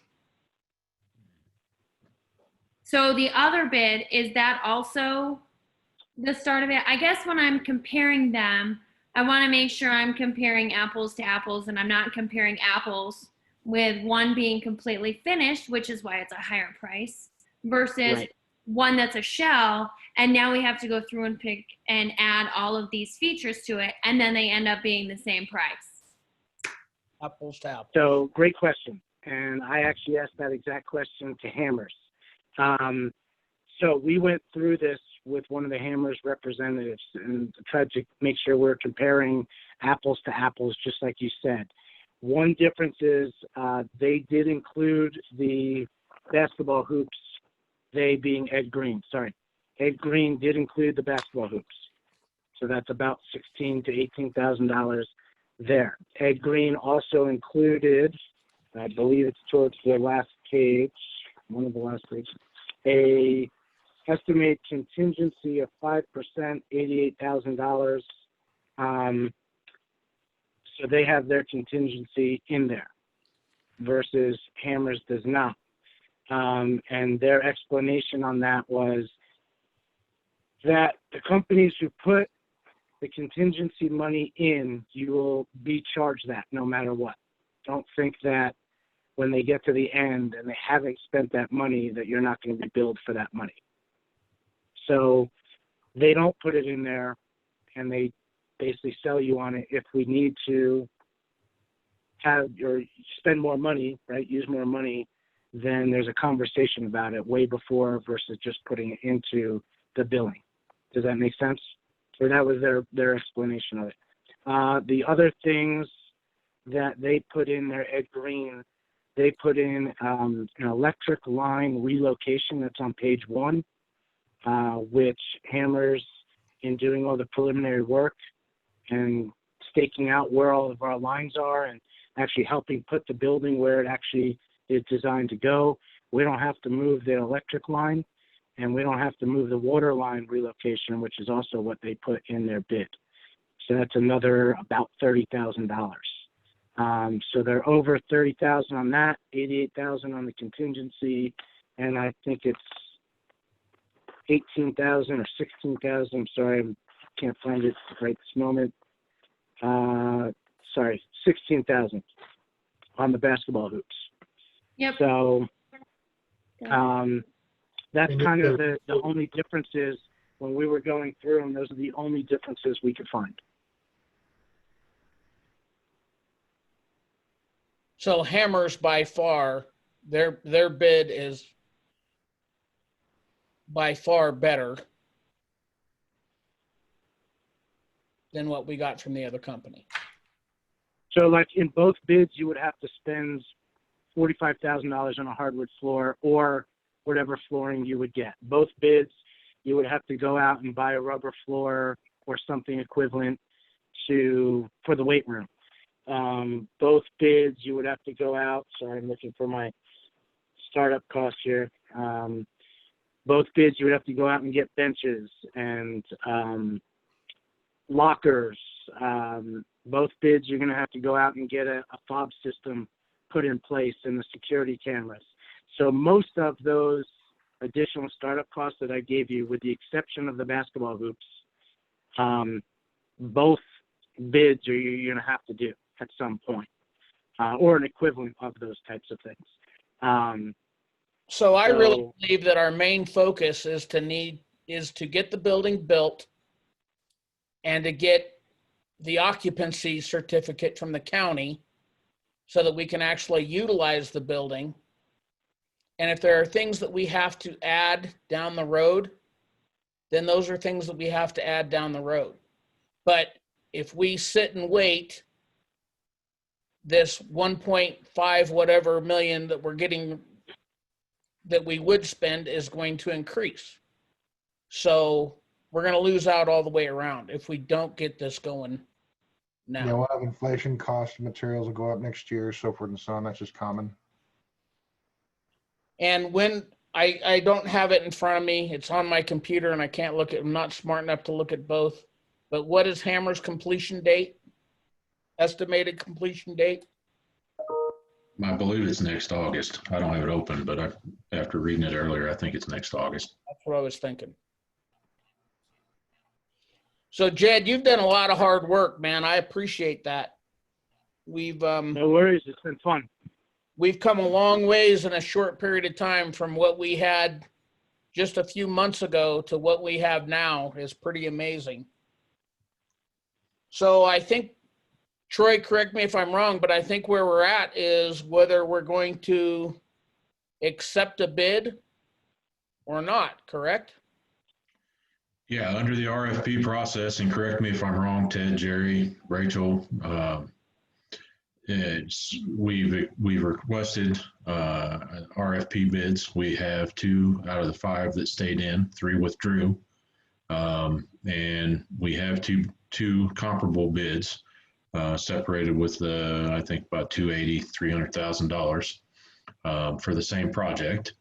And when we gave the direction, now I understand that 3 of you were not on the board when we gave the direction back in February, that we gave some parameters on what we were looking for in this building and a price point of what we had to budget and what we were willing to spend, as well as type of programs, things like that we were looking to use this building for. What we've done since February is it looks like we've brought in and we've gotten provided to us by 2 contractors pretty much everything we asked for as a board of directors. Now we've got 3 new board members. This is your first night, first meeting here, and you've reviewed this and you've sat and watched over the last this park and rec renovation thing, rec center thing has been going on since I believe 2012 or 2014 out here. Correct. I mean, somebody correct me if I'm wrong. It's went back and forth. The district has spent hundreds of thousands of dollars through design processes, architects. So I think we're at the point now where we need to either decide we're going to move forward and start this process and get this thing done and behind us and start and bring another asset into the district. We are all aware of the district's finances, and we just heard the audit report We are financially standing pretty solid as a district right now, especially when you compare our district to other districts around the state. We have less debt than most districts around the state. And we are asking all of you guys ask great questions and things of the staff and to see where we're at. And Jed has done a phenomenal job putting all this together in the last few months. So I think basically we're at the point now where we have engaged in this RFP process. We have gotten the result that we asked for at the price point we asked for. At the operating costs, when we started this, we said the operating costs to fit in our budget. And I want to make sure the community is aware the operating costs and to fit in our budget to where we would not have to raise rates to build this facility. And we have met all of the check marks that we set out to do, whether it's the last board, the previous board with this building here. And I think based on the time frame and the costs and knowing what we have going on in the world right now and how this impacts our community going forward, my belief is that we would move forward with what we and accept one of these and get this process started. We do have a certain amount of money that's allocated this year for this project. The rest would come into allocation during the budget process, which the treasurer and the staff will and the budget committee will start as soon as we're done and file our audit report. And then they will start budget process for next year, which would require the rest of the money be allocated to this project for 2021 to finish this project. Now, reading the bids, it's my understanding that through the end of the year right now, this project through the end of this budget year would cost us roughly $100,000 to get to the end of the year on this project. And then we would start spending the rest of the money allocated forward next year and have this building ready to open it up and utilize it. With or without a basketball court. I mean, we've got programs, silver sneakers, other activities, if we opened it next August, that we could immediately use the facility for, not to mention the larger weight cardio room and the locker room. So it's up to the board, you board members, what we want to do here. My opinion is we march ahead with this. We've spent enough time and enough of the district's money as what this board or previous boards over the last 8 years or whatever, that we could have rebuilt the freaking Leaning Tower of Pisa and straightened that thing out by now.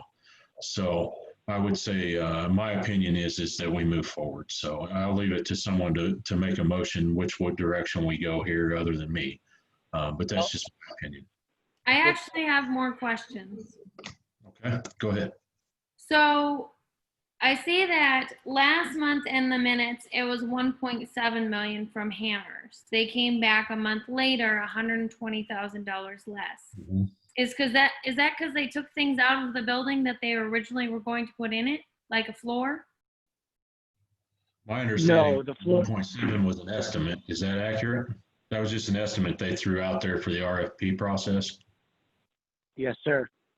And that did not include the floor in either of those rooms either. That was just a pure estimate based on preliminary measurements and ideas. Well, as I understand, that previous estimate also included $100,000 worth of moving to electrical and plumbing underneath the building, which didn't need to have done this time. So that's a big change right there, is that $100,000 is missing, which is great news. And this also includes all of the landscaping, the concrete walkway to and from the existing building and all of that as well, right? Yes, sir. And the new additional parking. I found that out during the process that, based on the square footage that we're going to have, you're going to need additional parking. So there's an addition of that, and that's all included in this. Because my understanding in the previous stuff that we had gotten from CMG back in January was they were going to ask for a variance from the county for 70 parking spots, and we're not asking for a variance under this. It's all included in this project price. Yep. Is that the driveway permit on the bid? Is that what it is? I could get clarity on that. I'm not 100% sure as far as the terminology or the semantics, but I would imagine so. And But this I'm not also sure. included- I can ask that question. What I did notice on the preliminary plan here was that this also included all of the required stormwater upgrades from the county, including the pond on the, I guess it'd be the south end of the parking lot. So this does fix our stormwater problem over there as well, around RCE, if I'm not mistaken. Jerry, is that accurate? They will have to comply with whatever the county says they have to do to manage that stormwater. So that's up to the county, but it could very well take care of additional problems that we have over there with stormwater.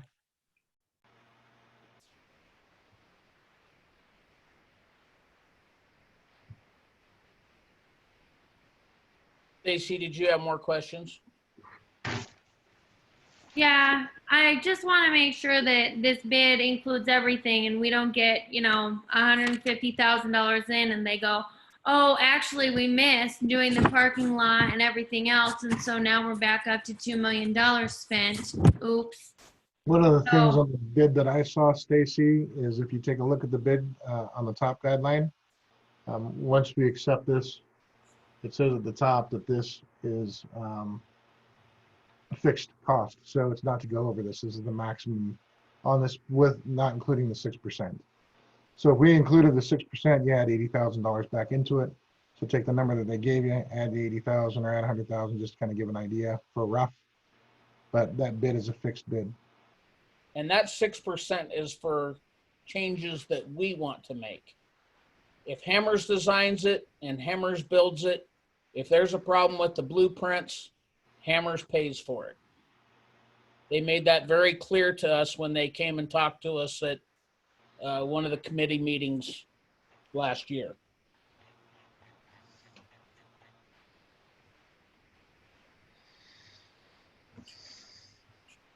So on the construction page 6, it says construction phase, good faith estimate of the following, or of the guaranteed maximum price. So What page is that? that's on page 6. Actually, it'll be page 7 if you're using Adobe. Oh, I have it printed right here. Gotcha. Hang on, I gotta get back to you somewhere. Flip to There you page are. 7. So at the top of that, it says construction phase, good faith estimate of the guaranteed maximum price. So I do have a question on the financial side, and maybe Rachel can clarify for us. If she's still there. Hello? She's Rachel? shopping on Amazon. I'm coming. What's your question? So the question I have is that we've got monies that are earmarked for this phase for the construction of the new rec center. So checking into how much do we have earmarked roughly, just an approximate, for the construction to begin on the new rec center building? Approximately $300,000 right now. Okay. And then Judd, you're saying we can run through on the build process, we can put $100,000 down to secure this and get it going?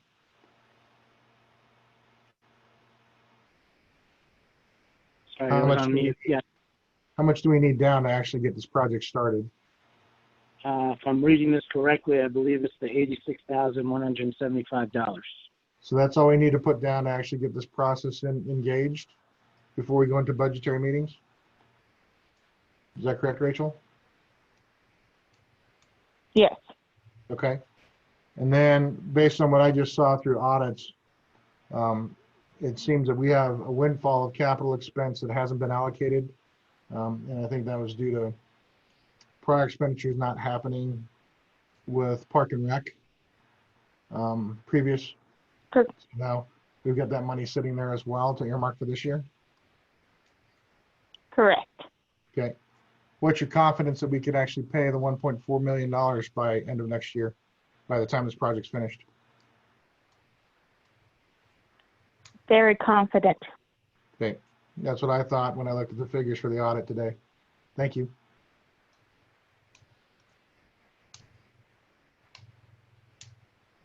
Stacy, are you good?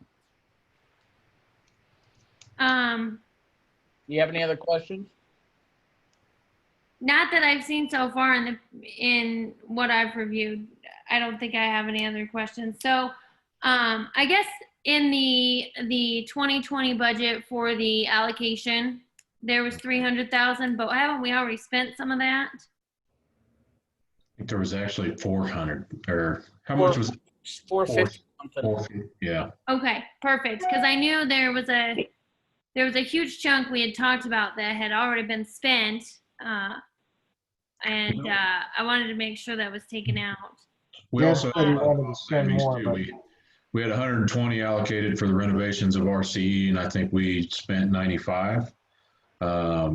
We had, correct me if I'm wrong, Jed, just based off of my memory of the budget sheet, and several other projects that came in, I think 10 or 20,000 under. I think you're referring to the window and stucco project. Yes. In talking to Rachel, I know we're coming in under, which is a positive. I'll be quite honest with you, I'm not exactly sure what that looks like. I wasn't really part of that when it was all right. Signed off on. That was before I came aboard. So one of the biggest things and the concerns I had prior to running for the board is that this was something that we could pay for. It was something that we could operate and manage, and it was something that didn't increase homeowners' pricing. So, I think looking at the figures, we're not looking at an increase on fees based on this project at all, from what I understand. Is that correct, Rachel? Yeah, that's correct. Perfect. Thank you. Although our operating budget will have to absorb the other $1 million next year. Is that correct? To pay for the rest of the building. Our operating budget should only have to absorb, we will allocate for construction costs and capital improvements for the actual building itself. The only thing the budget will actually will need to absorb is the 88,000 or 80,000 in operating costs. And I think with what Jed's got going on with the programs and the additional programs that we can run, we can probably offset that and maybe still make revenue above and beyond that. Is that correct, Jed? That's always the goal, right? I think, year one, I was kind of very conservative, to say the least, but definitely the goal is to offset all of that costs over time. My mind is always working as far as coming up with new things and unique things to offer your community, and then obviously generate some revenue off of those things in addition. So, everything from our camps to things like our leagues with the disc golf and the tournaments with disc golf and so on, all of that money that's generated from the Parks and Rec, as well as all the things that we talked about earlier with the gym, just help offset the costs. I think that's just the fantastic part. And putting all of our brains together over time, we can just come up with more and more things to generate revenue. So being conservative, Jed, how many programs have you added since you came in? As far as actual camps and things like that, we've done the soccer camp. We'll just say activities as a whole. So, the disc golf. We've added the concerts in the park. Obviously, that's not generating money, but over time, now that we have the tents and we have the stage, every time we charge a food truck to come to our place, that offsets that cost. And so it's just a matter of time before we make that money back and then get into the plus. My mind is blank. You put me on the spot here as far as what else we've kind of you and I'll chat this week. I do have another question for you though. So, let me ask you, how many more programs do you think you can come up with conservatively with a building versus without one? I think that With a building? is something you're going to be working into, don't you, Jed, as we get this thing going? I mean, this is basically a year away. What I think we should look at it too, though, as far as revenue goes, is they want to start pouring basements in Bentgrass. You have to realize that the tap fees that are going to be coming in from Bentgrass, part of that also goes to Parks and Rec. And then, of course, you're going to end up with ratepayers, new ratepayers over there in Bentgrass. And so I think there's other areas of revenue other than just Jed's programs that you have to consider. We also have the mill levy coming in that will start coming in from Falcon Fields next year, correct, Jerry? The mill levy for Falcon Fields is on their commercial properties. And so that'll develop as the commercial areas develop. Obviously, mill levy on the value of a building is much more than vacant land. So, but yeah, so that's a good point though. We built that in to provide revenue for Parks and Rec. Can I interrupt here? Yes. What I think we are forgetting is this is not all about the money. This is about making this a better community. And I think Jed has gone above and beyond doing things that this community has never seen to make this more of a community. We will figure the money out later. We always do. But right now, let's think about bringing this community back together. Because as someone that has been on the front lines of COVID, as Troy has been too, community is the most important thing we have right now. Well, I think you're right, but certainly what Hammers has presented to us, and what Rachel has explained about our revenue situation, the money is available to do this project, and the Hammers has presented a project that'll be complete. It's not going to be just a shell. We may lack basketball hoops initially, but they'll be installed immediately.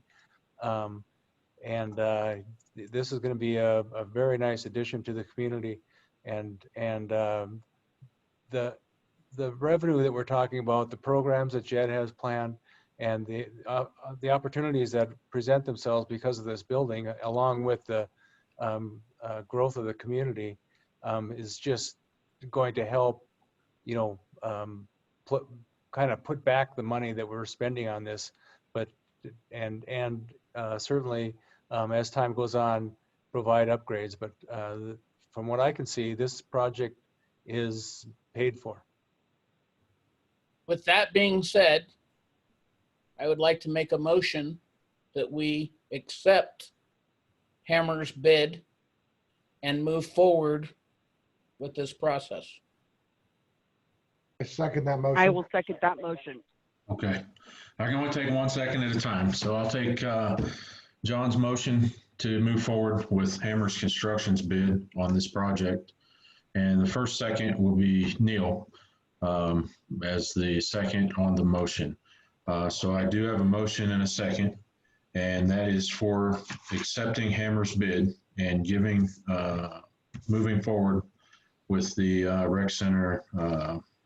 Are we calling this a renovation, new building? What are we calling this?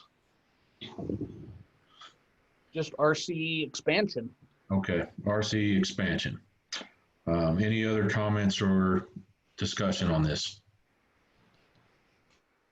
Okay, all in favor? Aye. Aye. Aye. Aye. All opposed?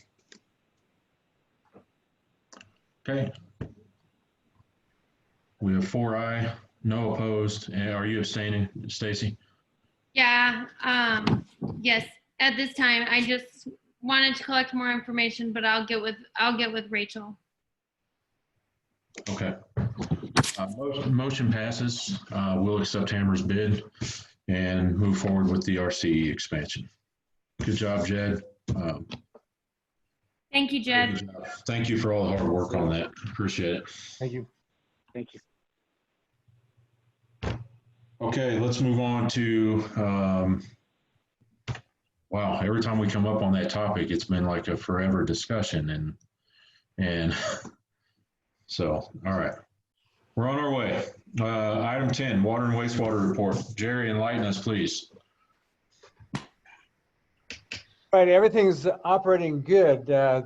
All systems are functioning properly. We did have a pump that we had rebuilt, actually the seal rebuilt at the lift station. Those are 200 horsepower pumps. We can't do that work ourselves. This is the second seal we've replaced in the life of that lift station. So that's really pretty minimal. There's a company that comes out, pulls that pump out of there, replaces the seal and brings it back and installs it. So but that's back up and running. We are waiting on Varus to clean the third cell, but I have not had any odor complaints this year. That's one thing we were afraid of with the cell needing to be cleaned. But certainly as a product of no use in that cell for the last year, and then also the aeration that we provide for it. So at any rate, that's just a plus. We're really happy. We haven't had any offensive odors bothering anybody. The water system is working well. We had LFH2, the well right behind the office here. They pulled that, replaced the motor, replaced the cable, and put it back in the ground. So that's up and running. All of our wells are operational, except for we have one well that we use jointly with Meridian out at Guthrie, and that's on scheduled to be to have work done on it and get back online. So I wanted to touch base on our wastewater project. We were ready to go a week ago. Now, I understand we've been working with the county since 2019. Certainly, we thought we had things finalized in February. And then when it came time to do the work, all of a sudden the county threw a bunch of roadblocks in our way. I want to thank Daniel for helping us out. He's got contacts there and also we enlisted a few other people to pressure the county to get us up and running again. As far as I know, everything is a go. We should start working again on Monday on that project. So anyway, real good effort by everyone to get the county, get us straight with the county. I understand it wasn't anything that we didn't do or did wrong. We thought we had done everything the county wanted us to do until the very start of the project, and then all of a sudden they changed their tune on us. So so the other thing is Falcon Marketplace. There's supposed to be a construction meeting on Wednesday with work commencing the following week. So Falcon Marketplace looks like it's back up and running, and that's good news for us. Construction in Bentgrass is ongoing. Like I said, they want to start pouring some basements here pretty soon. The old Meridian project has been going well. We did include the fire station into our district, and they did tap their current building into our system. There will be building a new building on that site, and we'll be tapping into our system for that building also. So you understand that's one lot with 2 tap fees for the fire department. We did have a little accident. The guys were working in the street, videoing sewer mains, and a guy backed out of his driveway and backed into our trailer and damaged the door. That's been paid for and supposed to be in for repairs on July 6th. So, but yeah, just one unfortunate incident. So that's a overview of what's been going on. Of course, these guys are working hard, doing daily maintenance, monthly maintenance, doing whatever it takes to keep our system running. Everyone's in water, and I don't know if it's more important or not, but everything's flowing the right direction when they use a drain. So hats off to my crews. I got a couple questions for you, Jerry. Let's see. One being with the delays from the county on West Water, is that going to delay our completion time on that tank and line? It set us back a week. I don't think it's going to impact us too bad. You know, obviously it could be a week later than we anticipated, but the tank itself wasn't delayed or hasn't been delayed. So that is a big part of the project. I don't anticipate that that it'll that the completion date will be delayed. The other question is on the ponds. We had allocated money to take down another one of the ponds this year. Where are we at in that process as far as the old wastewater facility lagoon? Yeah, that's what I mentioned earlier. You know, typically that's what caused the odors for us in the spring and drew complaints. Veris is our hauler, and they have given us a quote on cleaning that cell. They are, but they have not been in touch with us, to set up a schedule. But they will be cleaning it before cold weather sets in for sure.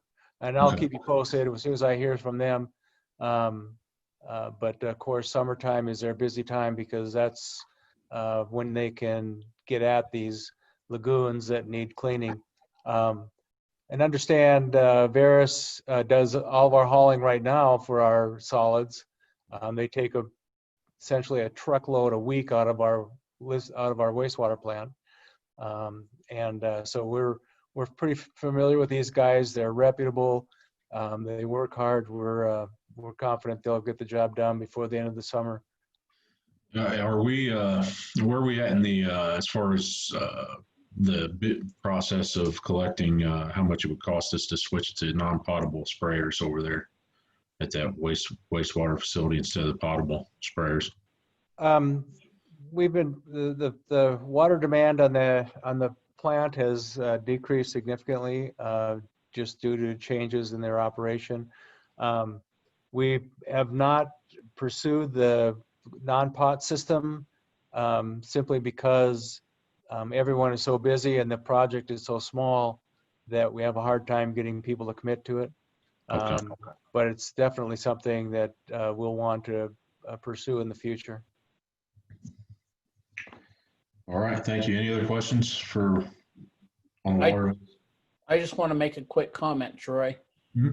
I wanted to thank Jerry for giving us a tour of the district and the water and the wastewater. I don't think the community has any understanding when it comes to all the stuff we have out here in the district. You know, you see the RCE, you see CCW, the treatment plant is pretty well hidden, so you don't see it and everything that goes on there.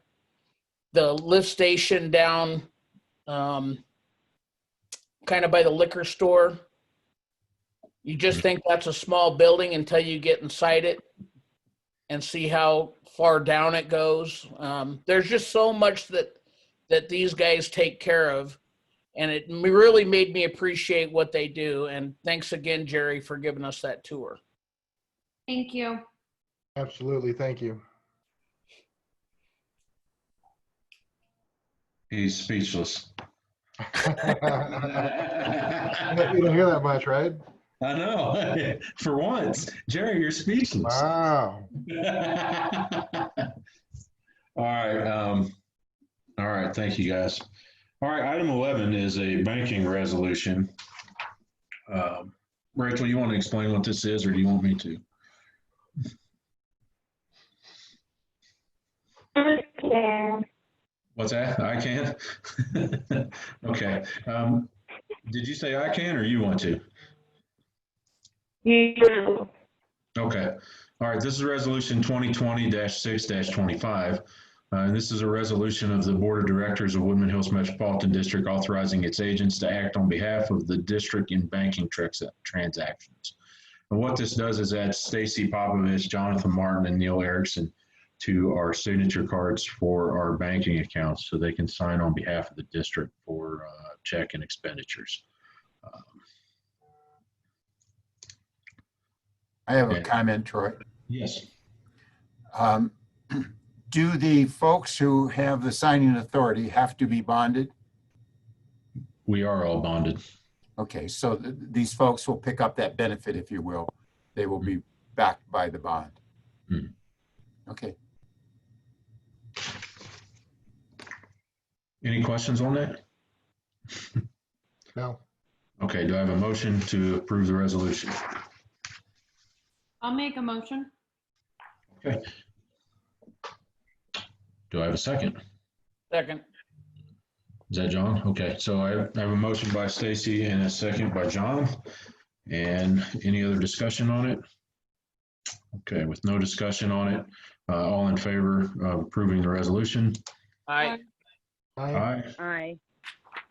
Okay, motion carries unanimously.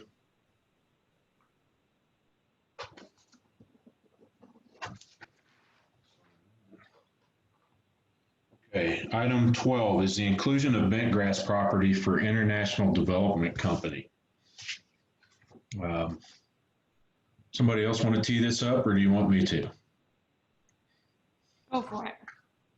Okay, so this is from International Development Company. This is on behalf of Randall Case II, and this is to include a parcel of land. It looks like this is across from Bentgrass Meadows on the north side, across from the 7-Eleven. Parcel number 5301 00033. And it is a, looks like a 5.87 acre parcel, which is ag land right now, or it's vacant land.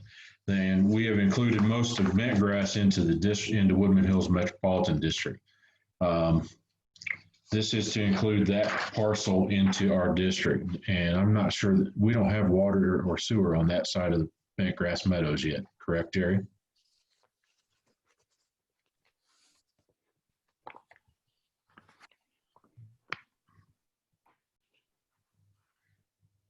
You're still muted. You're still muted.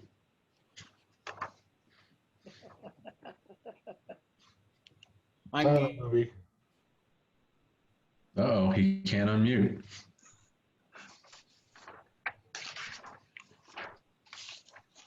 Okay, we'll let you figure out how to unmute, Jerry. You're still muted.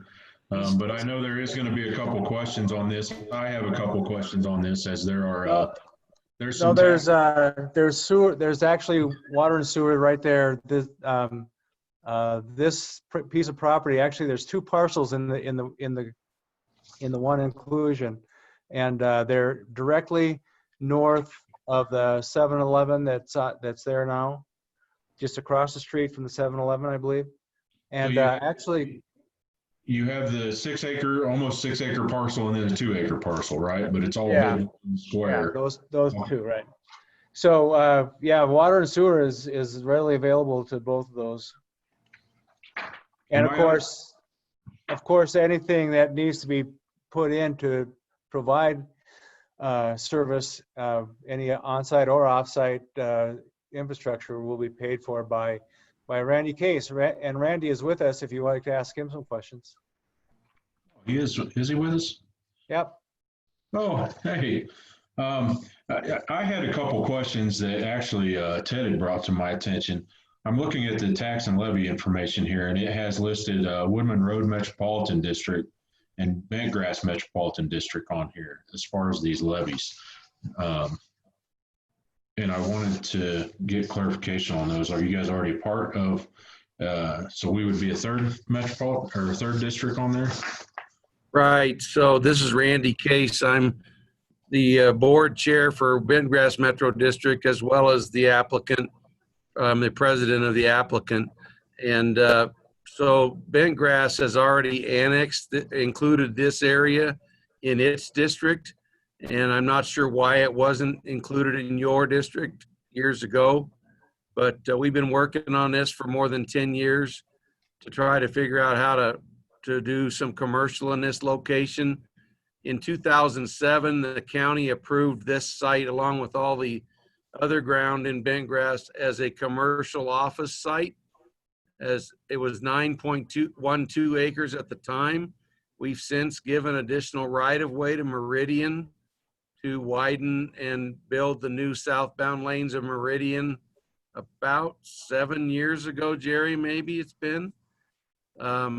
And we do have service that's nearby, serving the 7-Eleven. We do have the 2 districts already.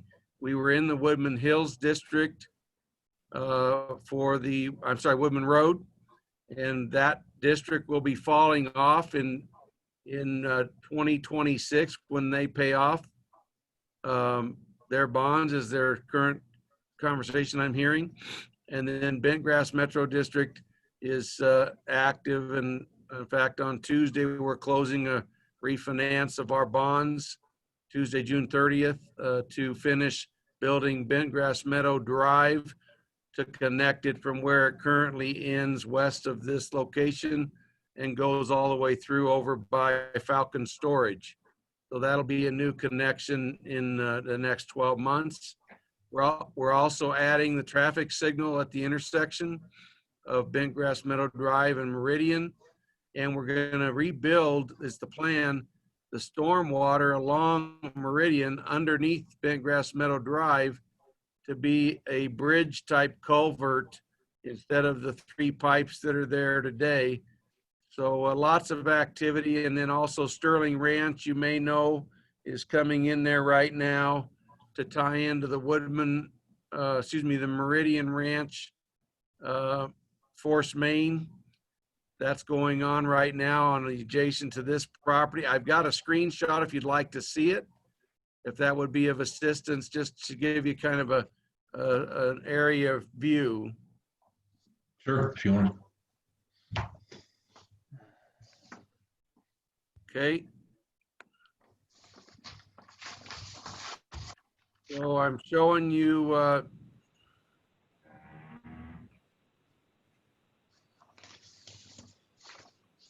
this area right here. Can you see it? Yes.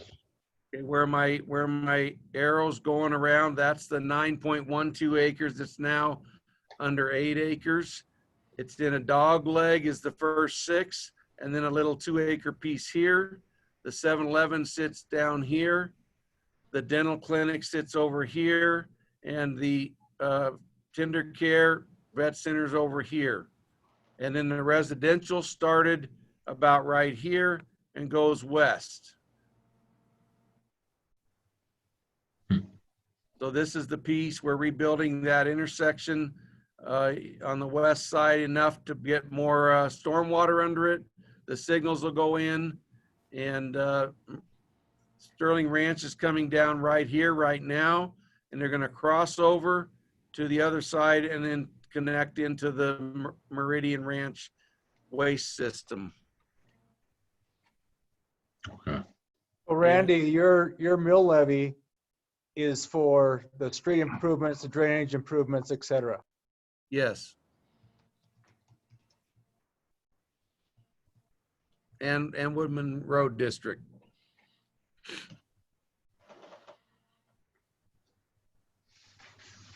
Woodman Road District, that district goes quite a ways west. Is that correct? The Woodman Road District, yeah, goes clear over almost, it may go to Powers, I don't know. We have another project we're involved in where there's a 7-Eleven at Woodman and Mark Shuffle. We're now out of it, but we've been working with Woodman Road District over there for other things for the last 15 years.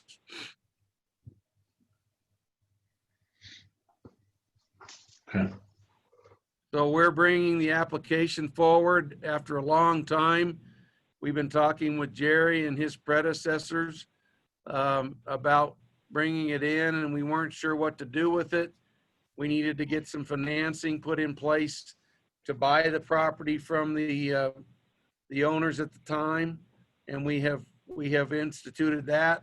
So we're ready to bring that forward in the next application. I'm not here on behalf of that, but it's that parcel is to the west. I'll just show you on this screen. It's basically a school site, was the original anticipation. And School District 49 has decided they do not want it for that purpose. Excuse me. So I'm not sure what the owner has applied for in their application.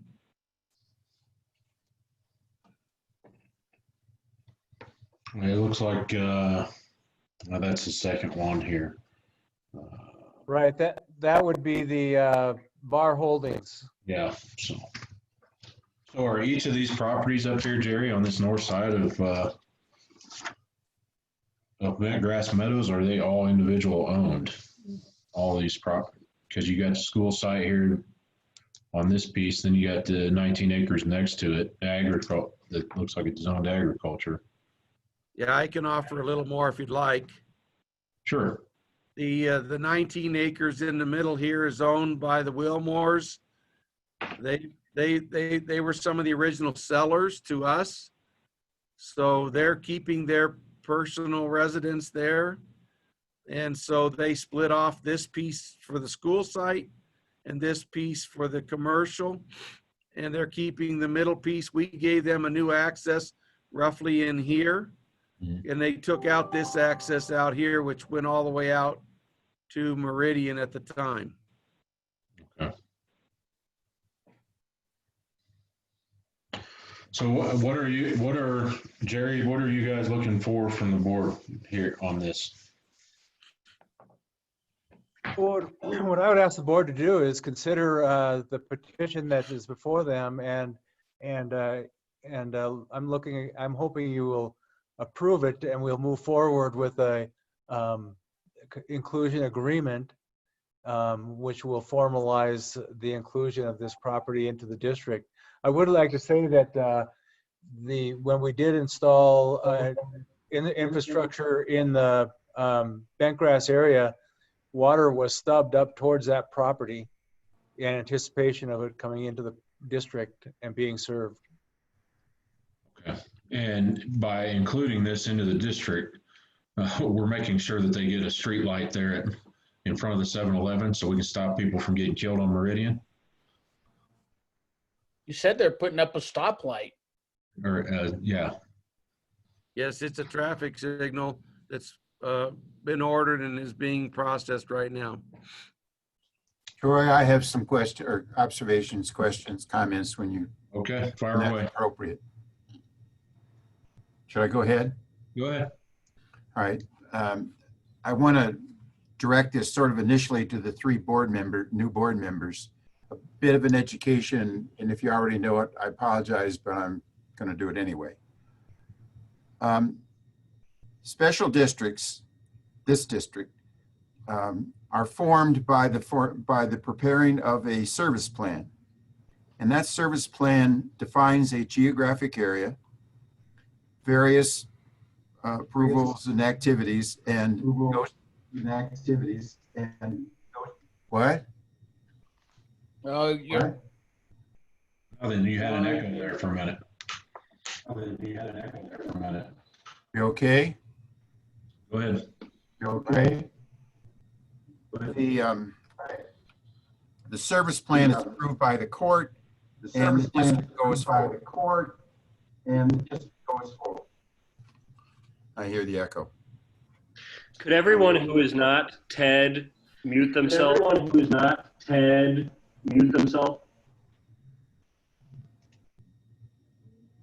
All right, let's give it a try. We're okay. All right. So you have a district that is formed, approved by the court, and goes forward with the initial land area. After it's formed, and any point in time, there can be inclusions, additional areas brought into the district. And that is done by process, and I'll give you the site. Y'all can take a look at it if you're interested. 32-1401, Colorado statute, which addresses the inclusion of territory. And it outlines the process. And the process is that a petition is presented, which is really a request. Someone says, we want to have our property included in the district, and they present a petition to the district. That's what you have here with the International Development Company petition. It's a request. The statute provides that upon the filing of that request, it says the board shall hear the petition in a public meeting after publication of notice of the filing of such petition. So the second step is after the person has filed the petition, the board sets it for a hearing. It has several options. It could decide now, tonight, that it does not want to refer it for a hearing. That's very rare. It could more commonly direct the staff to meet with the proponent and see if they can come up with an agreement regarding the various terms which would end up eventually in the inclusion agreement. We aren't to that yet. What we've got here is a petition, and it needs to go forward to the next step, which is the hearing. And between now and the hearing, theoretically, the staff meets with the proponent and they go over, and as I said, you come up with a proposed inclusion agreement. Now, so that's the general process and why I digressed and was hopefully educational to give you some idea of this process. Starts with a service plan, comes forward with inclusions, and if the inclusion is approved, then the new property is added in, goes to court, court approves it, and you're settled. In this case, there is a petition for inclusion, and there's a reference, which you all have talked about a bit ago, regarding 2 other existing districts. I have only learned of this in the last 2 days and don't know what the relationship is of these other 2 districts. Do they still exist? Is the property included or not included? Does there need to be an IGA, intergovernmental agreement, between Woodman and these other districts? All of those issues would be investigated in the due process and be discussed, resolved in the inclusion agreement. So I'm trying to use this as an example of the process, and to say in regard to this particular petition, you could decide, as I said a minute ago, that you don't want to go any further. More normally, you would send it to the staff for review and comment and negotiations, and then there would be the hearing, which is the second step in the statute. To my mind, I want to find out about these 2 other districts and what the relation of Woodman would be to these 2 other districts. So that's a long-winded explanation, hopefully to set the stage where this is about. This is no reflection on Mr. Case or his proposal at all. It's not talking about the substance at all. It's just saying this is the process. There are 2 other districts mentioned here. The relation of Woodman to those should be explored to whatever information comes forward. Thank you. Would you like Mr. Case to talk about the relationship between the districts? No, not tonight. Right now we have a petition. It needs to be handled in normal due diligence process. Thank you, Mr. Case, for being here, but tonight is not the place to do this. And I'm not saying anything negative. I'm just saying we need to have the opportunity to investigate it completely, and maybe not an issue. We'll see. Okay, Jerry, we have an agreement with Bentgrass. They are within, we have included Bentgrass, all but these properties on the north side of that road, correct?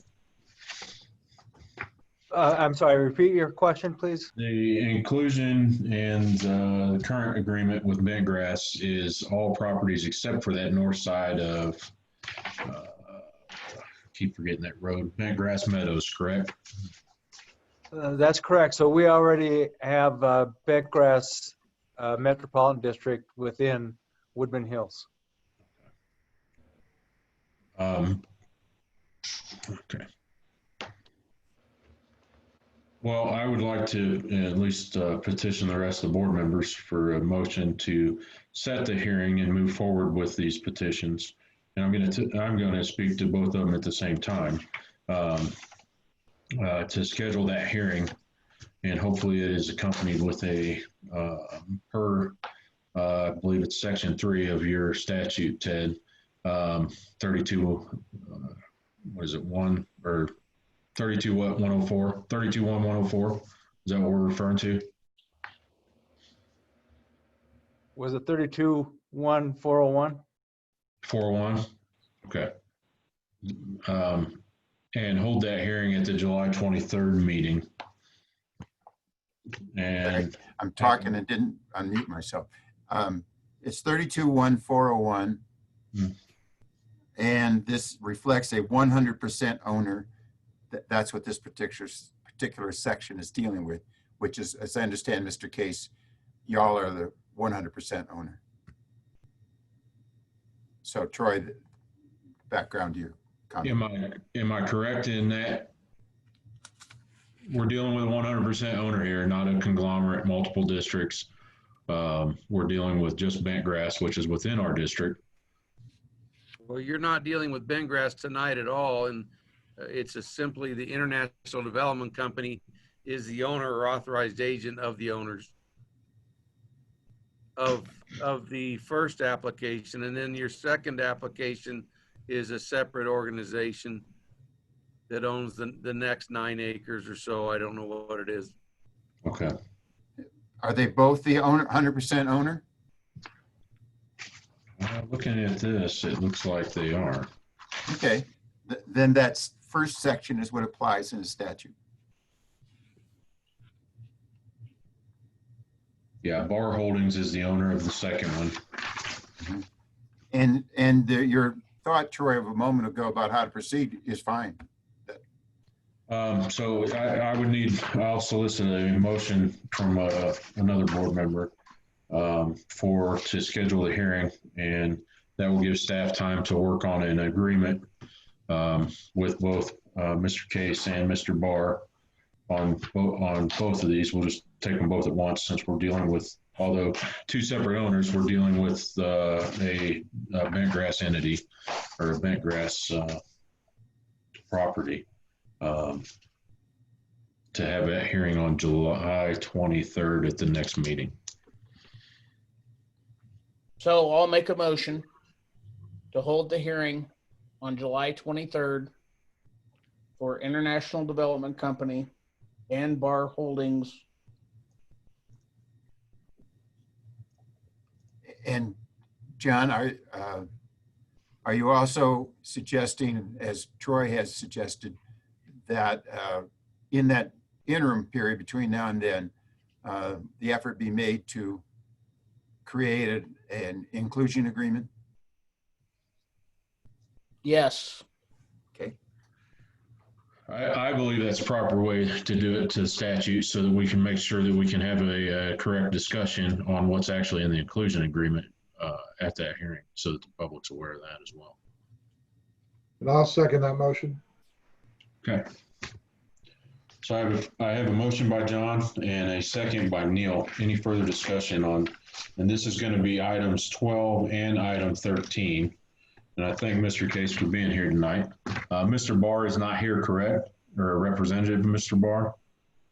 Okay, so Jerry, you guys will have to reach out to him or whoever's representing Barr Holdings. With no further discussion, all in favor of that hearing being scheduled for July 23rd? Aye. Aye. Aye. Aye. Okay, motion passes unanimously. We will see you July 23rd, Mr. Case. Great. Thank you for your time. Gotcha. And we will be in touch way before that to discuss these other district scenarios. You bet. Thank you. Okay, so that took care of items 12 and 13. Inclusion agreement for Circle K. And this has been a inclusion that's been on our radar for, what, a year, Jerry? Yeah, at least. Just a little history. Circle K came to us for inclusion, and then actually added more property to that request, that petition, but we couldn't act on it because they were not owners of the extra property.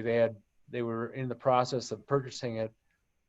So some time transpired, and eventually they came back with a much smaller petition, much smaller parcel for inclusion into the district.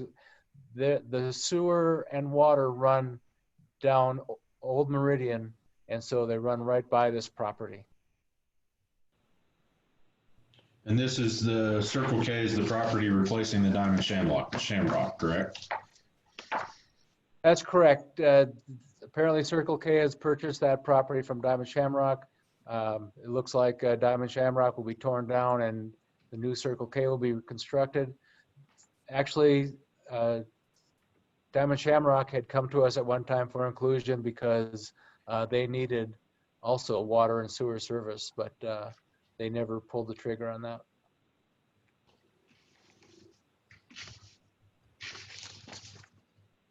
I have some comments, Troy, when go ahead. First, the mechanical ones. Jerry, on the first page, there's dates of May the 14th and May the 28th, and I'm questioning whether those are correct. Do you know? I'm not aware of anything happening on those two dates.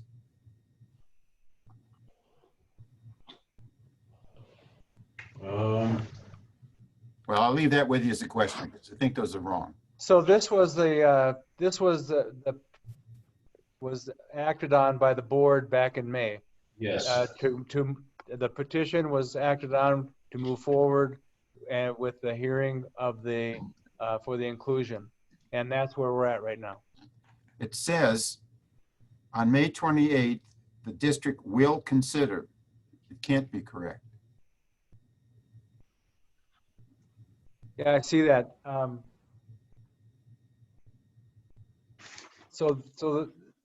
think if it's changed to tonight, then that's reality. That's exactly what I'd have to do is Yes. change it to tonight. Okay. This one was tonight based on the last meeting, according to my notes. I'm just saying those dates, just a mechanical issue. Then Jerry has this evening, which would be considering the inclusion, the public meeting after publication of notice. Has the notice been published? Yes, it has. Okay. All right.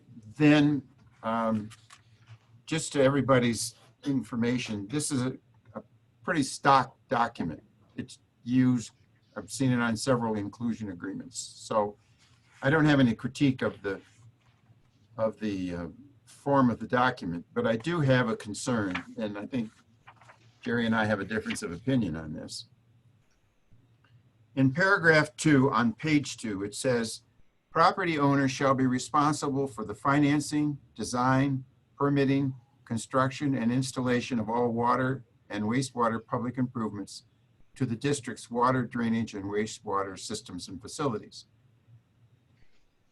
Saying that in shorthand, the property owners to pay for financing, designing, permitting, construction, and installation. There's nothing in the agreement that defines what that is going to cost. More importantly, the ability of the proponent to pay for it. There's no bonding requirement. There's no budget requirement. There's no financing information in here at all. And I'm questioning whether you want to do that. We just went through the four-way experience where they didn't have any money. And they didn't pay their bill. The district entered a contract that with them in 2014, and come 2020, they haven't paid a nickel. So what you're saying is you want them to flesh out Um, The financial side of this. Their financial side of it? Yes. We have no obligation financially. It's And that's all on where the property Jerry, owner. that's where Jerry and I have a difference of opinion, because I'm not suggesting the district has a financial obligation. I'm suggesting that, and it says that the property owner has the obligation to provide all these various things, and there's no financial, there's no budget, there's no nothing reflecting their ability to do this sort of stuff.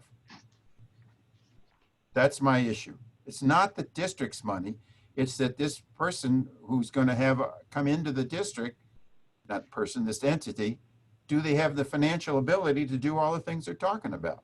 Don't we want to know that before we include them? Or anybody who comes in? Don't we want to know their financial ability? So that's my concern.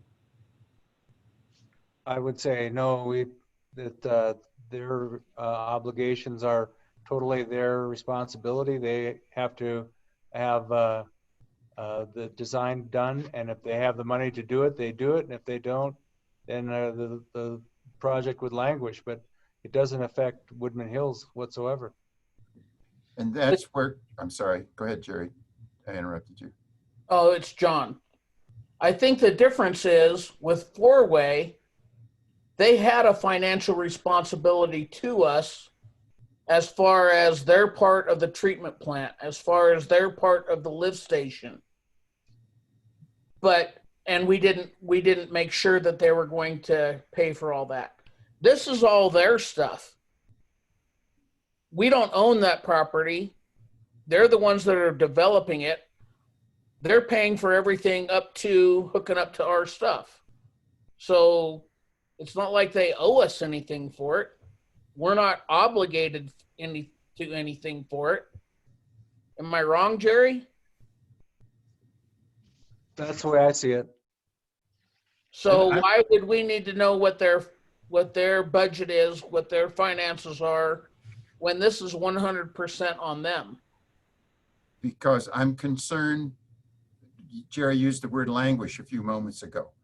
I'm concerned you get at some point in the middle of this and they don't have the ability to do it. You say, well, it just languishes, but it's part and parcel of why they're being included, is for them to do this activity. And I'm suggesting they should have to provide a showing of their ability to perform.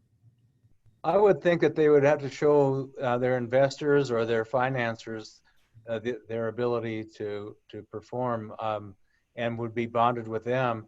If they didn't complete the project, we're certainly not going to move in and complete it. Did we do, Ted, or did you suggest the same thing for Falcon Marketplace? Probably not. And this is something where they're going to need to be bonded and show their financial ability through the county for their permitting with the county, not with us. I agree. And if we get copies of that information, the bonding information and so forth, then we can see their ability to perform. Which that right should now, be there's just nothing in here requiring them to do anything. I mean, to provide proof of their ability to do anything. So anyway, I've made my point.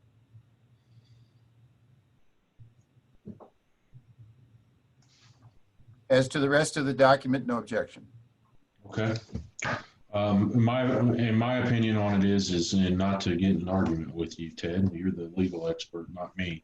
But this reads much like our other inclusion agreements. Four-Way was its own entity. That was this is an inclusion agreement for business, whereas Four-Way was obligating into paying for part of that wastewater treatment facility. They had a vested interest in us. That's something previous folks should have checked into the financial stability of them before entering into that agreement. This is something that the county vets for this development on over there. All we're doing is providing them into water and wastewater, like Falcon Marketplace. I mean, we're not asking for Falcon Marketplace and their developers to come forward with all of their financials. So I think that would be overstepping our bounds here. That's something for the county. So Ted, what you're asking about, we have done with our contractor for the West Water Project, because they're working for us.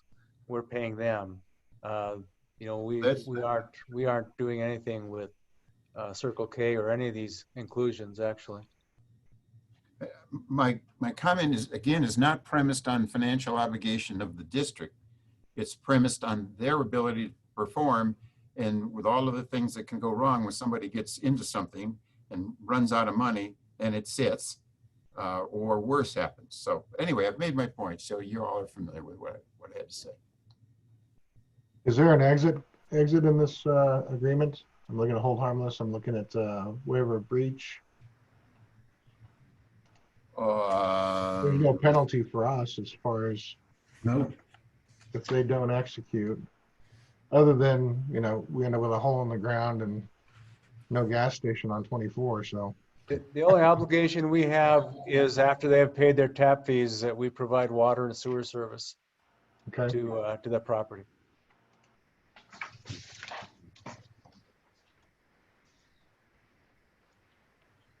So Ted, what without that clause, I mean, worst case, what would happen? Well, the clause that's in there is okay. There's nothing wrong with the clause that's in. I'm suggesting the addition of they need to show their ability to perform. Gotcha. Okay. Well, even if they showed us their ability to perform, doesn't mean they can. And so we're certainly not going to have them bond with us. We ran the same thing with the county, where we have a contractor that's bonded. The project was fully funded, and the county wanted us to pull another bond for the county. It just made absolutely no sense whatsoever that the county would require double bonding on a project. Y'all I'm not there. I'm not suggesting Woodman has any financial obligation here. I keep saying that. Okay. I can't seem to get it through. It's these folks' ability to perform that I'm concerned about. Gotcha.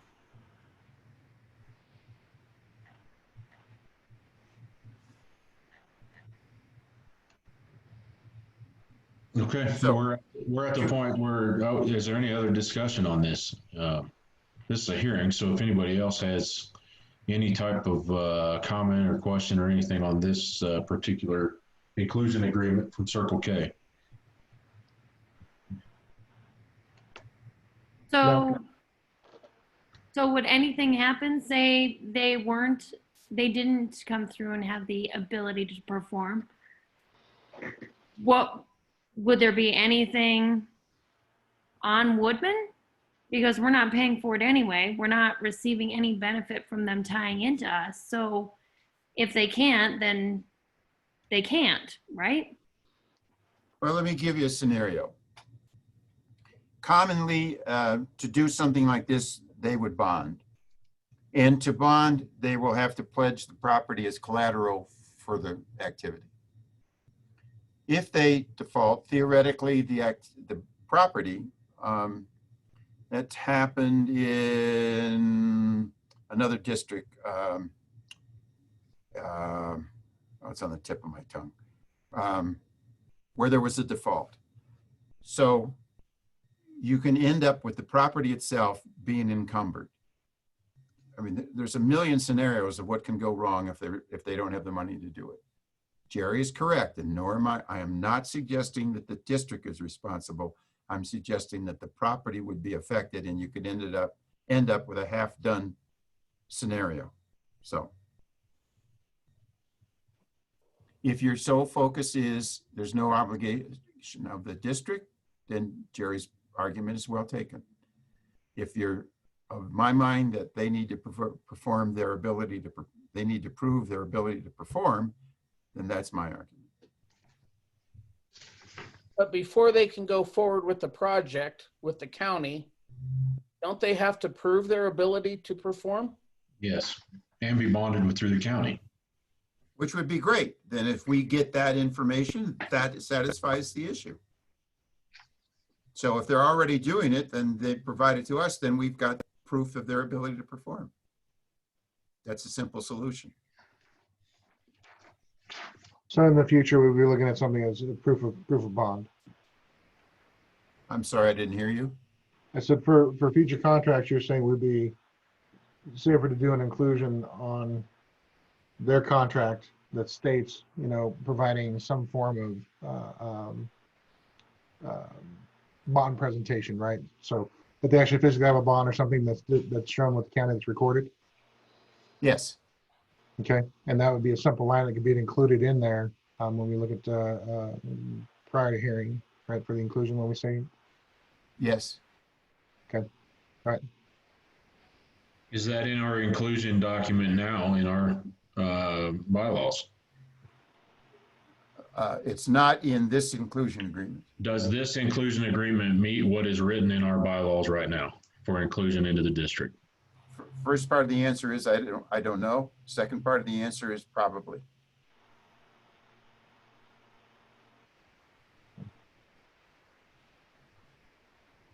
I guess my point there is if this right now meets our requirements that we require for inclusion,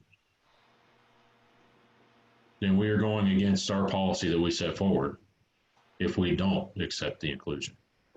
And I can't answer that off the top of my head. There is a discussion in the bylaws, it's section 11 point something or other, about inclusions. I don't have it in front of me.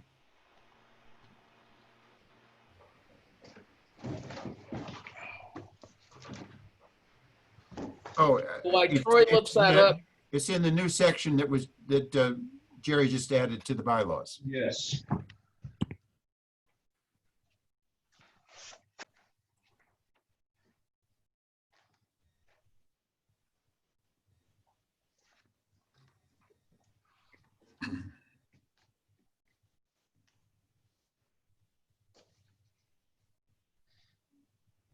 I think we should go with what our bylaws have written.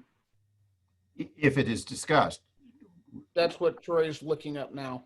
Right.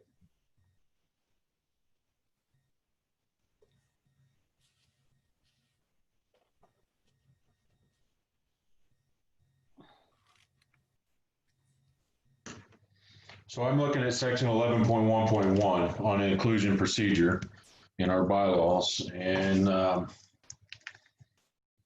if you guys have access to it, I don't know with being on your computers. So the petition does meet section or part A, part B. Part C discusses the district will cause a notice of hearing on the petition to be published in a newspaper of general circulation. The petition may not be withdrawn after filing with the district. Backing up to section B, the last sentence is the district's attorney will then review the petition for legal compliance, which you have reviewed the petition and it does meet legal compliance, correct? Yes. What you're reading is a quote from the statute too. That's verbatim from the statute. I understand. And then upon completion of the publication, let's see, the board may attach any terms and conditions considered necessary to the inclusion of the property. If the board imposes such terms and conditions, then the inclusion of such property shall be subject to all such terms and conditions. Certified copy of the court order is recorded with El Paso County Clerk and Recorder. Copy of the recorded court order shall be submitted to El Paso County Assessors and DOLA. There is nothing in here that says, as far as 11.1.2 talks about inclusion fee, and then 11.2 goes into exclusion of a property. So there is nothing in the inclusion agreement per se that would require them to show proof of performance. Now, we do require that when we send things out to bid. We were in the vetting process, we require proof of performance. But as far as this inclusion goes, their obligation would be provide that proof of performance for bonding and permitting through the county. They're not going through us. So my understanding, per our bylaws, I think that they have met their standard with us. Well, you went over something because it says the board shall grant or deny the petition. I'm reading the statute. Yes. It's the same as in 11.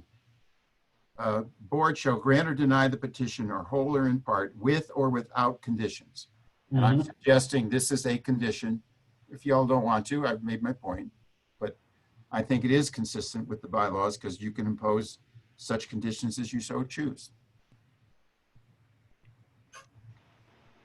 We can, and we sent back the petition in the first place with them last year when they petitioned, as far as getting all their ducks in a row before they petitioned us again. True. But I don't want to beat this to death. I'm not sure that y'all do what you think is appropriate. I guess, Ted, I just don't understand your concern. That's what I don't understand. If I'm concerned we can end up with someone who doesn't have the financial ability to perform.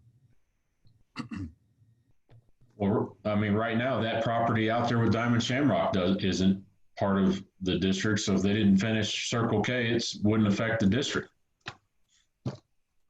Right, we're not providing anything to Diamond Shamrock right now. Well, we can move on, Troy. Short of motion, there's no reason to keep talking about it. What's the rest of the board? What's your feeling on this? So I think the agreement right now as it stands is what we've asked, and they've gone forward and actually completed the way they needed to. I think Ted makes a good point as far as taking a look at our inclusion agreements moving forward, not necessarily on this one. You know, I'm okay with moving forward on this particular agreement because it looks like the other agreements that I've seen on the other ones. So we've done it in the past, but I understand his concern as far as having a property that's partially included and then sitting there dead as we do the prep work for it. So, you know, in this particular case, we've got a line that's already running by there, according to Jerry. You know, it's just passing by, so we can actually just tap into it. So we're looking at a tap fee for us. We're looking at including that wastewater into our district. So I don't see an issue with doing it because we're not digging up and running brand new lines and spending a bunch of money to do it. So for this particular deal, but I think in future we should look at where our inclusion agreement is to address, you know, maybe an open area in our contract that we should look at possibly including moving forward. If it's just something as simple as provide us a bond, a copy, you know, if it's something that easy, then we just add it to the list and say, bring us a bond copy to show that you're serious and you're financially stable. You know, I would prefer to have that. We're going to hook up to an asset for the district that's going to hold water, if you will, right? So versus one that we sit there and we look at and then we stare at and drive by every day. That's just, you know, another dead project, which may have happened with Falcon, you know, Marketplace. But that's such a big project, you know, I think we all had a pretty good feeling that would start up again. So that's my thoughts. Agreed. Okay. So are you making I think if Ted is hesitant and has some serious concerns, I have serious concerns as well. Well, I mean, we do have the option to approve the inclusion agreement with the condition of them providing bond certificate or a copy of their bond with the county. And I'd be happy with that. I would be happy with that after what we went through with four-way.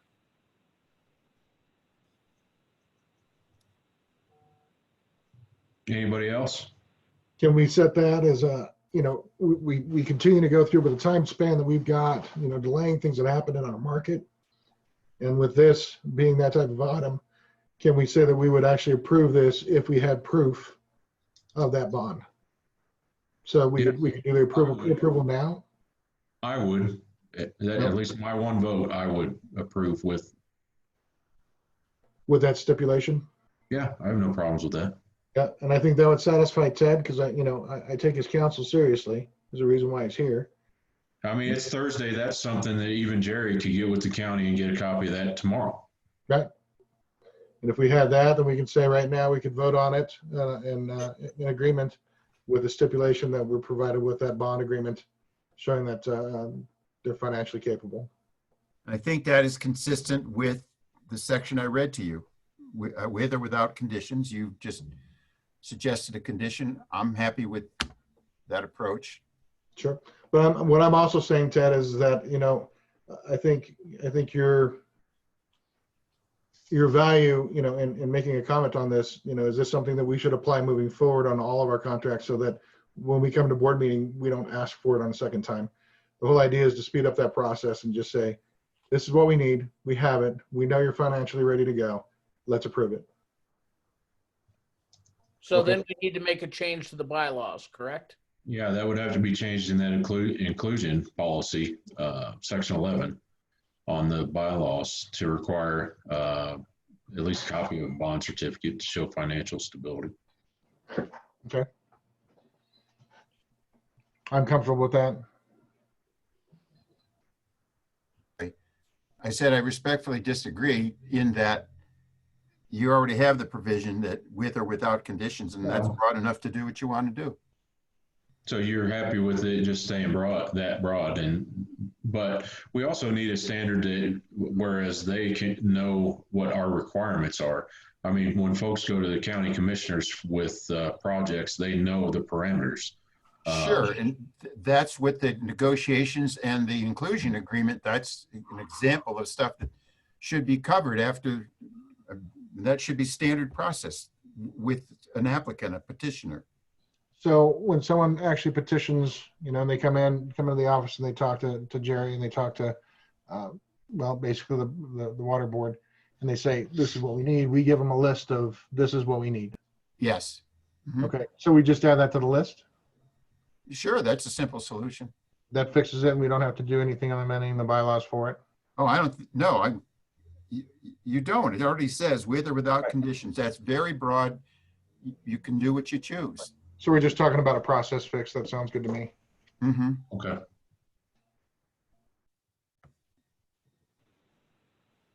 Okay.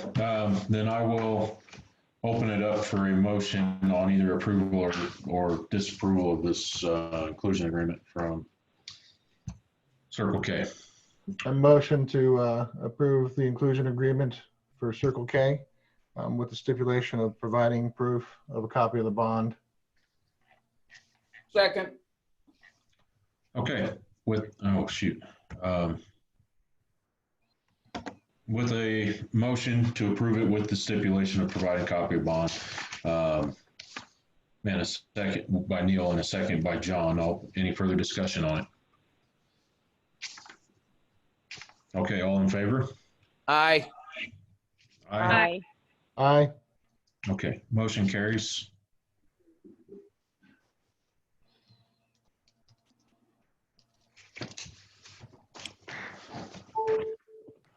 All right, item 15, 6-inch water line for Rusty's underdrain with easement agreement.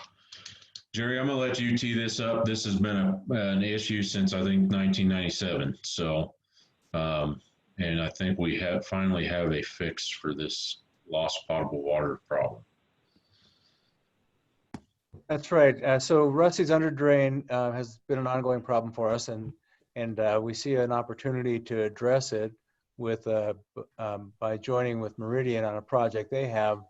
They're planning on running a sewer line on the eastern border of our property, of our district, south of Judge Orr. And Rusty's underdrain is right across Judge Orr from there. So we could bring Rusty's underdrain over to this project and run and dump it into the 6-inch line, which would take it down to the area of Pond 4. And at that point, we could put it into an exfiltration gallery and put it back in the ground. Right now, underdrains are considered a well by the state, and this is alluvial water, which is 100% tributary. So we have to replace any water that evaporates or is taken up by the plants. So, and if there's a project that we did over in Falcon Vista where we put water back into the ground to the tune of about 25 acre-feet a year. 25 acre-feet a year will supply water for 70 plus homes. So it's a significant amount of water. And included in this project that Meridian is doing, they are going to be crossing our property and need an easement from us to accomplish that.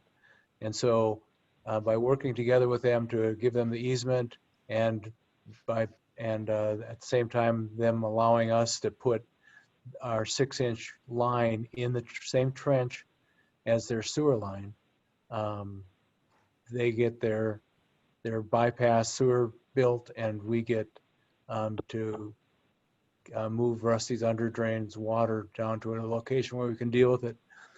Just so you know, Rusty's under drain, we're not able to put it back in the ground where it's located. If we were to put it back in the ground there, it would probably just come back into our system, and we'd be dealing with it again. There is a history concerning the Fort Smith area and the under drains in that area, and we do not want to add more water to that under drain system. So that is the reason we're doing this. I have a cost from our engineer. He anticipates that the cost of this could be about $165,000. The Meridian has included as an addendum our pipe in their bid pack. So those bids are going to be opened on July 2nd, and their board is going to approve those, accept one of those bids, most likely, at their next board meeting, which is July 8th. What they need from us is confirmation that when they accept that bid, that we will be going ahead with the project of putting in the 6-inch line. Where's the money coming from? We're not needing a budget amendment or anything like that. We have contingency money for this. Rachel, I need money again.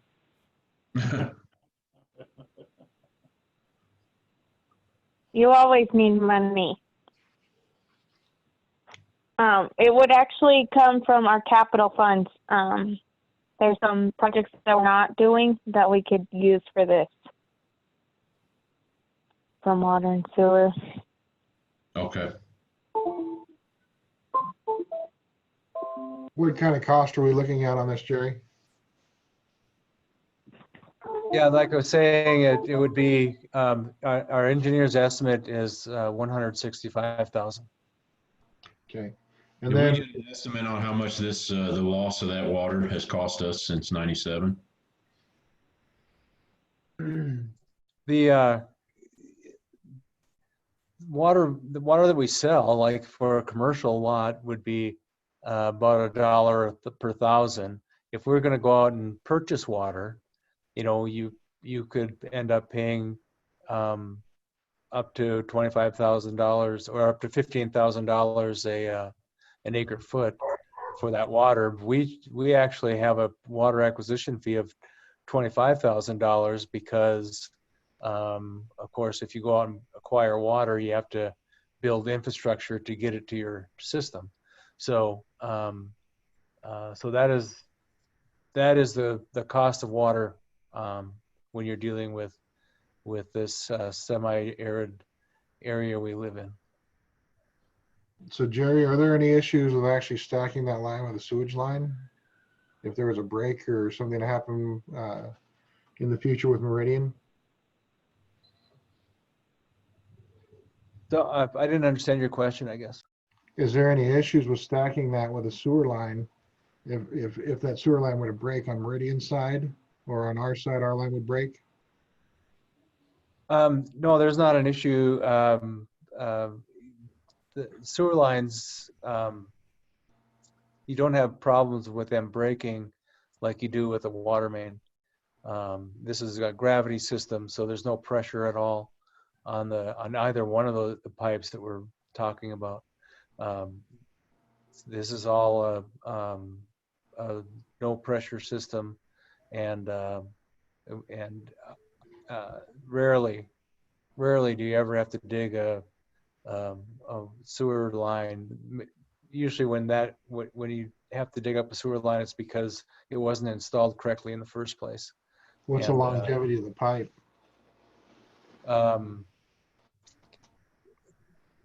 Long time. 50 years. I don't know what you could really put on it, but current, modern materials are pretty resilient, and they last a long time.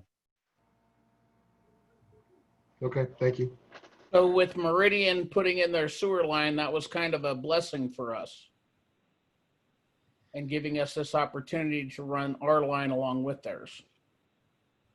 Well, yeah, it certainly afforded us an opportunity to do something about Rusty's underdrain. So yeah, you're right.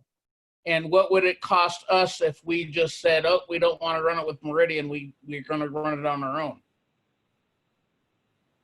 Well, Meridian's sewer line project is somewhere, it hasn't come, the bids haven't come in, but the engineer's estimate was somewhere, I believe, around the 800,000 range.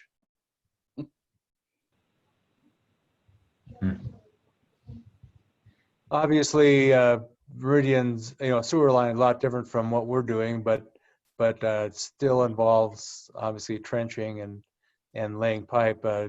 We don't have the manholes that Meridian will have, but so there are differences, but that gives you an idea of what kind of expense there would be. So going back to what you had said, you were talking about 25 acre feet. Was that a year, day, month that we lose out of there? 25 acre feet per year. Per year, and you said it's about $15,000 per acre foot. I have looked at water for $15,000 an acre foot. Yes. Okay, so that's approximately $375,000 a year that's being lost in water. Well, I can't. I think that's probably a little high, but but the cost is significant. What the deal is, Troy, is we run into buying acre feet of water and applying that to the 300 year rule with the county, and all those calculations that's something I have our engineers do. So right. Okay. I have a question. Is there any change of use or water rights, water court matter involved in this? No, there isn't. Mainly what we're trying to do is keep the water from being exposed to the atmosphere and having to replace what's lost from evaporation. Rusty's underdrain is actually our most problematic underdrain. It flows a significant amount of water 24 hours a day, 365 days a year. The ditch companies that I represent usually allocate a 10% shrink factor. Is that a fair estimate here? Yeah, it probably would be. The calculations are unbelievably complicated because, like I say, you take into account not only evaporation but also transvaporation. What plants take up. So our goal is to put all of our underdrains underground. Meridian actually has accomplished that, putting their underdrains into exfiltration galleries, and they were developed later than we were. This is my take on it, that when we originally were developed, it didn't it didn't occur to anyone that the state would determine that these under drains were wells. That came about more recently. Thank you. So what you're wanting from us is approval to move forward with this project. Correct? That's correct.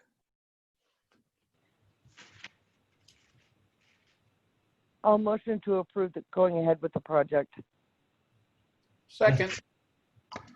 Okay, I have a motion from Sherry and a second by John. Any further discussion on it? Okay, with that, all in favor? Aye. Aye. Aye. Aye. All right, that motion carries. Maybe I erred. Part of that discussion would be the approval of that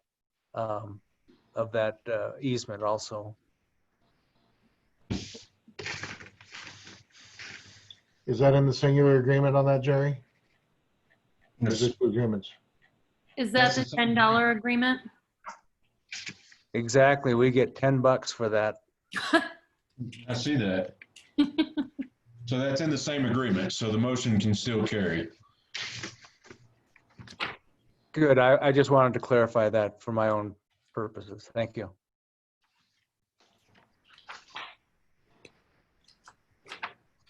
Okay. All right. And the fun one, thanks to Upper Black Squirrel. Item 16, approval of wear improvements.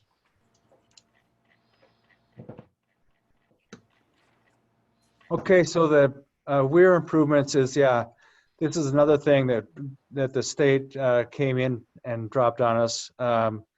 We have a weir in our drainage where that measures water flow in the creek where we discharge our effluent, and that the measurements in that determine somewhat how much water can be taken out of the creek by the golf course. And unfortunately, the state has determined that needs to have continuous measurement, and so we're looking at. We had a bid. We put it out for bid, and the bid came back at I believe it was about $196,000, and we're on the hook for half of that. And I just want to let you know how disappointed we are that we have to do this, because typically that creek is dry. So, but the state has made their intentions known, has put this on us, and there's no getting out of it. I would imagine if we tried to shirk that they would end up fining us until we fixed it. So, but yeah, and part of it certainly was driven by the black squirrel, more so by an individual that's on the black squirrel board, but was acting on his own behalf, and that's Dan Farmer. Pushed it quite hard. So we, this is one of those things that we didn't seek it. We didn't see a need for it, but the state determined that we have to do it. And of course, this is water laws. Ted can tell you, and because out here in the arid West, what do they say? Whiskey's for drinking and water's for fighting, and that's what we're up against. I even have a poster that shows that. So what I'm looking for is approval to go ahead with this project to the tune of about $96,000, $98,000. I'm sorry. Where's the money coming from? Money's coming from Rachel. We have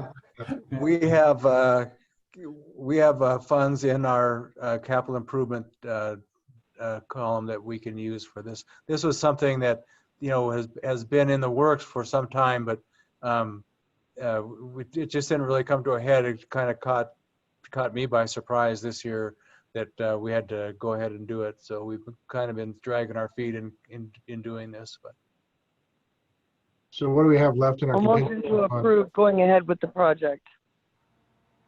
Second.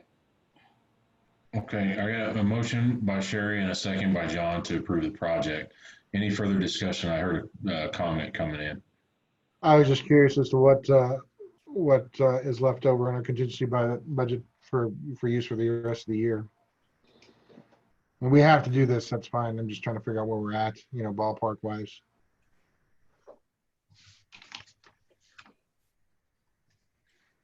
I'm sorry, Neil, was that a question for Rachel? Yes. It was.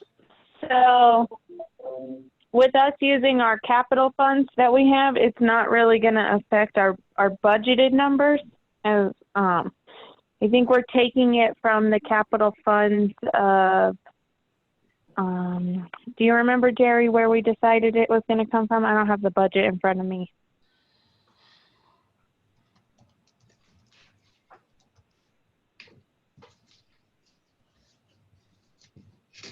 I don't have the capital improvement sheet with me. Sorry about that. So Rachel gets a kick out of doing the minutes when I forget to unmute, and she gets to hear my statement all over again. So we are working on capital projects that did not come to fruition this year. We had one project that we had that was a line item of $1 million, and we aren't doing that until 2021. So Okay. that's one place we're getting it. The other place is, right now our Westwater project looks like it's going to come in well under budget. Okay. I just trying to get an idea of what we had left in the bank, in the piggy bank, before we have to start cracking it open if we've got things happening down the road, right? Is that where the Ware project and the Rusty's Underdrain project, the funds are both coming out of that capital improvement project? Yeah. I'm sorry, that was garbled on my end. Digital. Yes. Yes? Okay.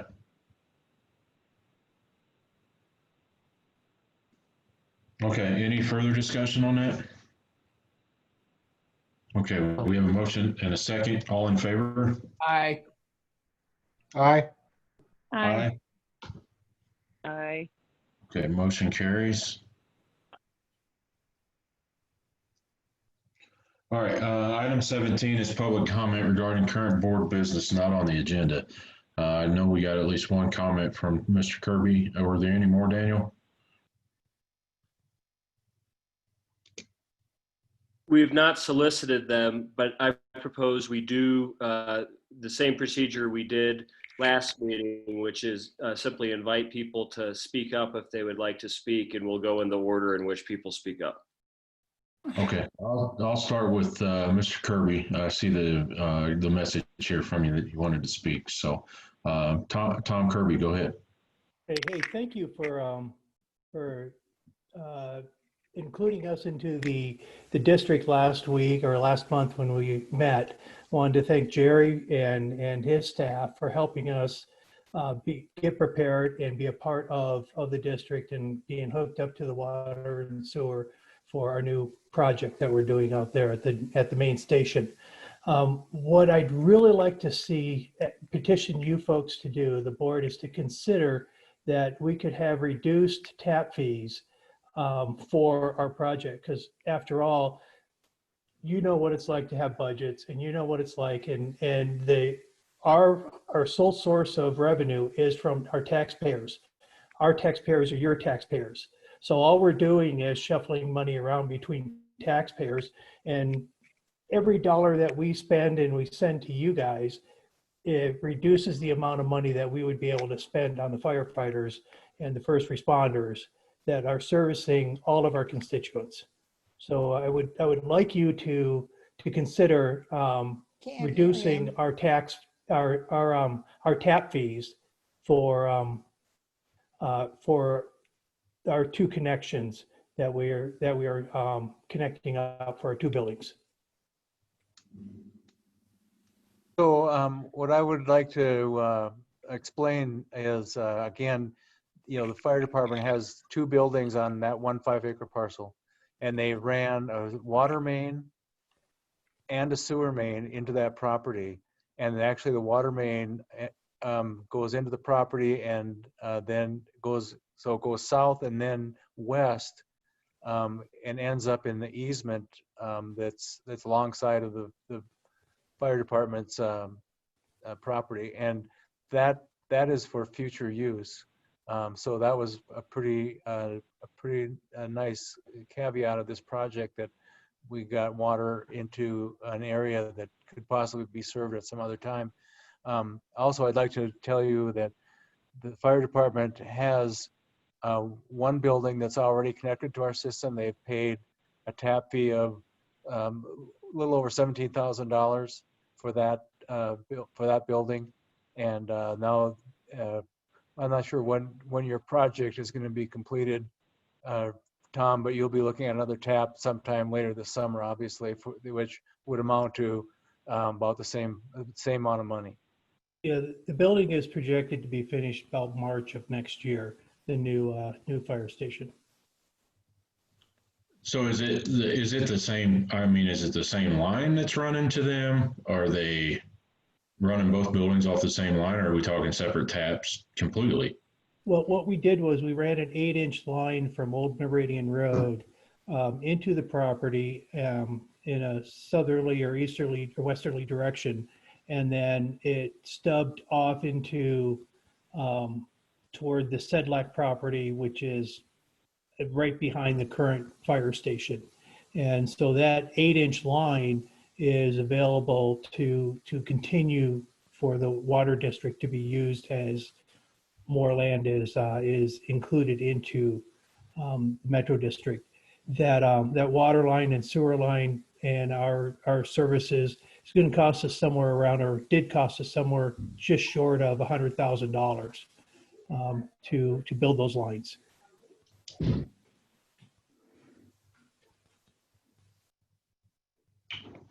So I was just mentioning that that the fire department won't be needing another tap for quite some time, but I know Tom wanted to come in and put in his plug for a little relief.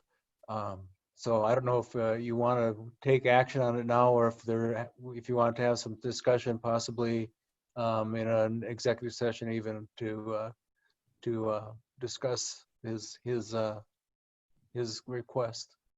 Yeah, and I'm certainly not asking for a decision right this very moment from you folks.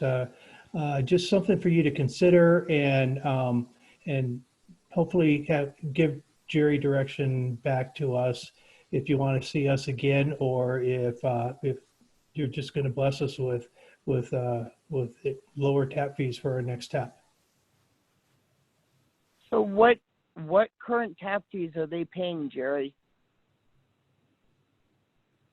Their current tap fee was for a 3/4 inch tap, and all totaled, it was just a little over $17,000.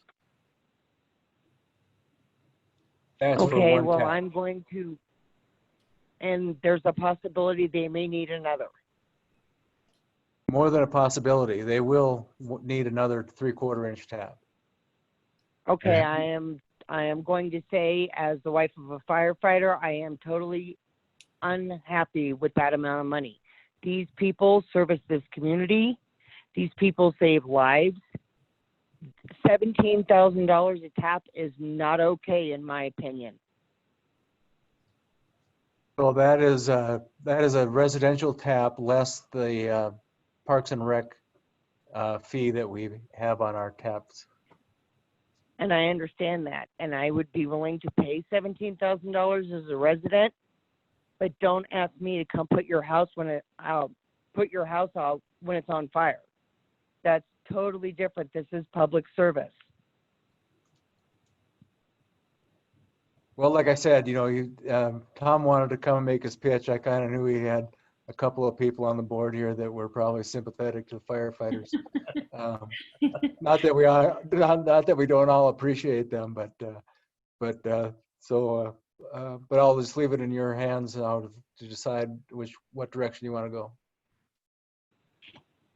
I'm going to put it out there. $17,000 for a fire department is unacceptable. And I would be ashamed if we agreed to that amount. Okay. Anybody else?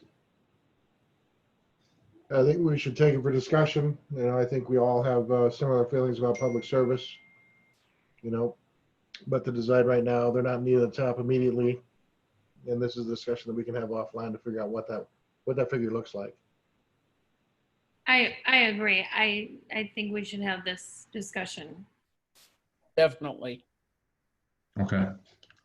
Whether or not we have it in executive session or whether or not, Jerry, you get with Tom and see what works for both parties and come back and we can have a discussion as a board and figure out what we're going to do here.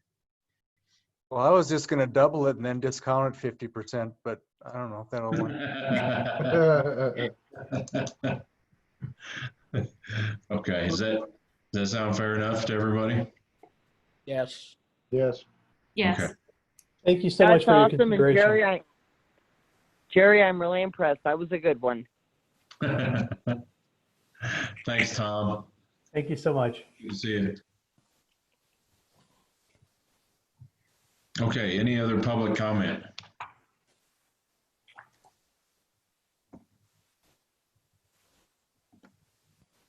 No.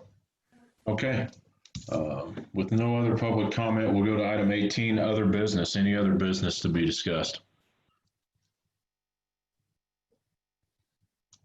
Crickets. Okay. With no other business, do I have a motion for adjournment? I make a motion. That I will make a motion. Everybody's making motions at the same time. I'll second their motions. Okay, so with a motion by John, a motion by Sherry to adjourn, a second by Neil. Any further discussion? I didn't think so. All in favor of adjourning? Aye. Aye. Aye. All right, thanks for everybody for attending. Have a good night. Thank you. Thank you. See you guys around. Everybody. Thank you.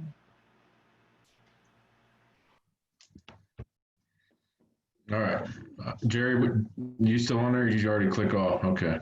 Daniel, it's good to see you. Didn't talk to you tonight. Good to see you too, Troy. Your beaming face. Yeah. All right. Hey, Troy, Yes. good meeting. New people, it was very informative. Everybody was prepared. I'm impressed. Thank you. I'm glad everybody was here, and I'm glad everybody got through the information and was able to speak intelligently and converse about some of these things. I mean, there was a lot in this meeting. That was a lot of stuff. There was. We were going to try not to hold it until 6:30, but there was just so much stuff on the agenda to get through. I mean, shoot, what time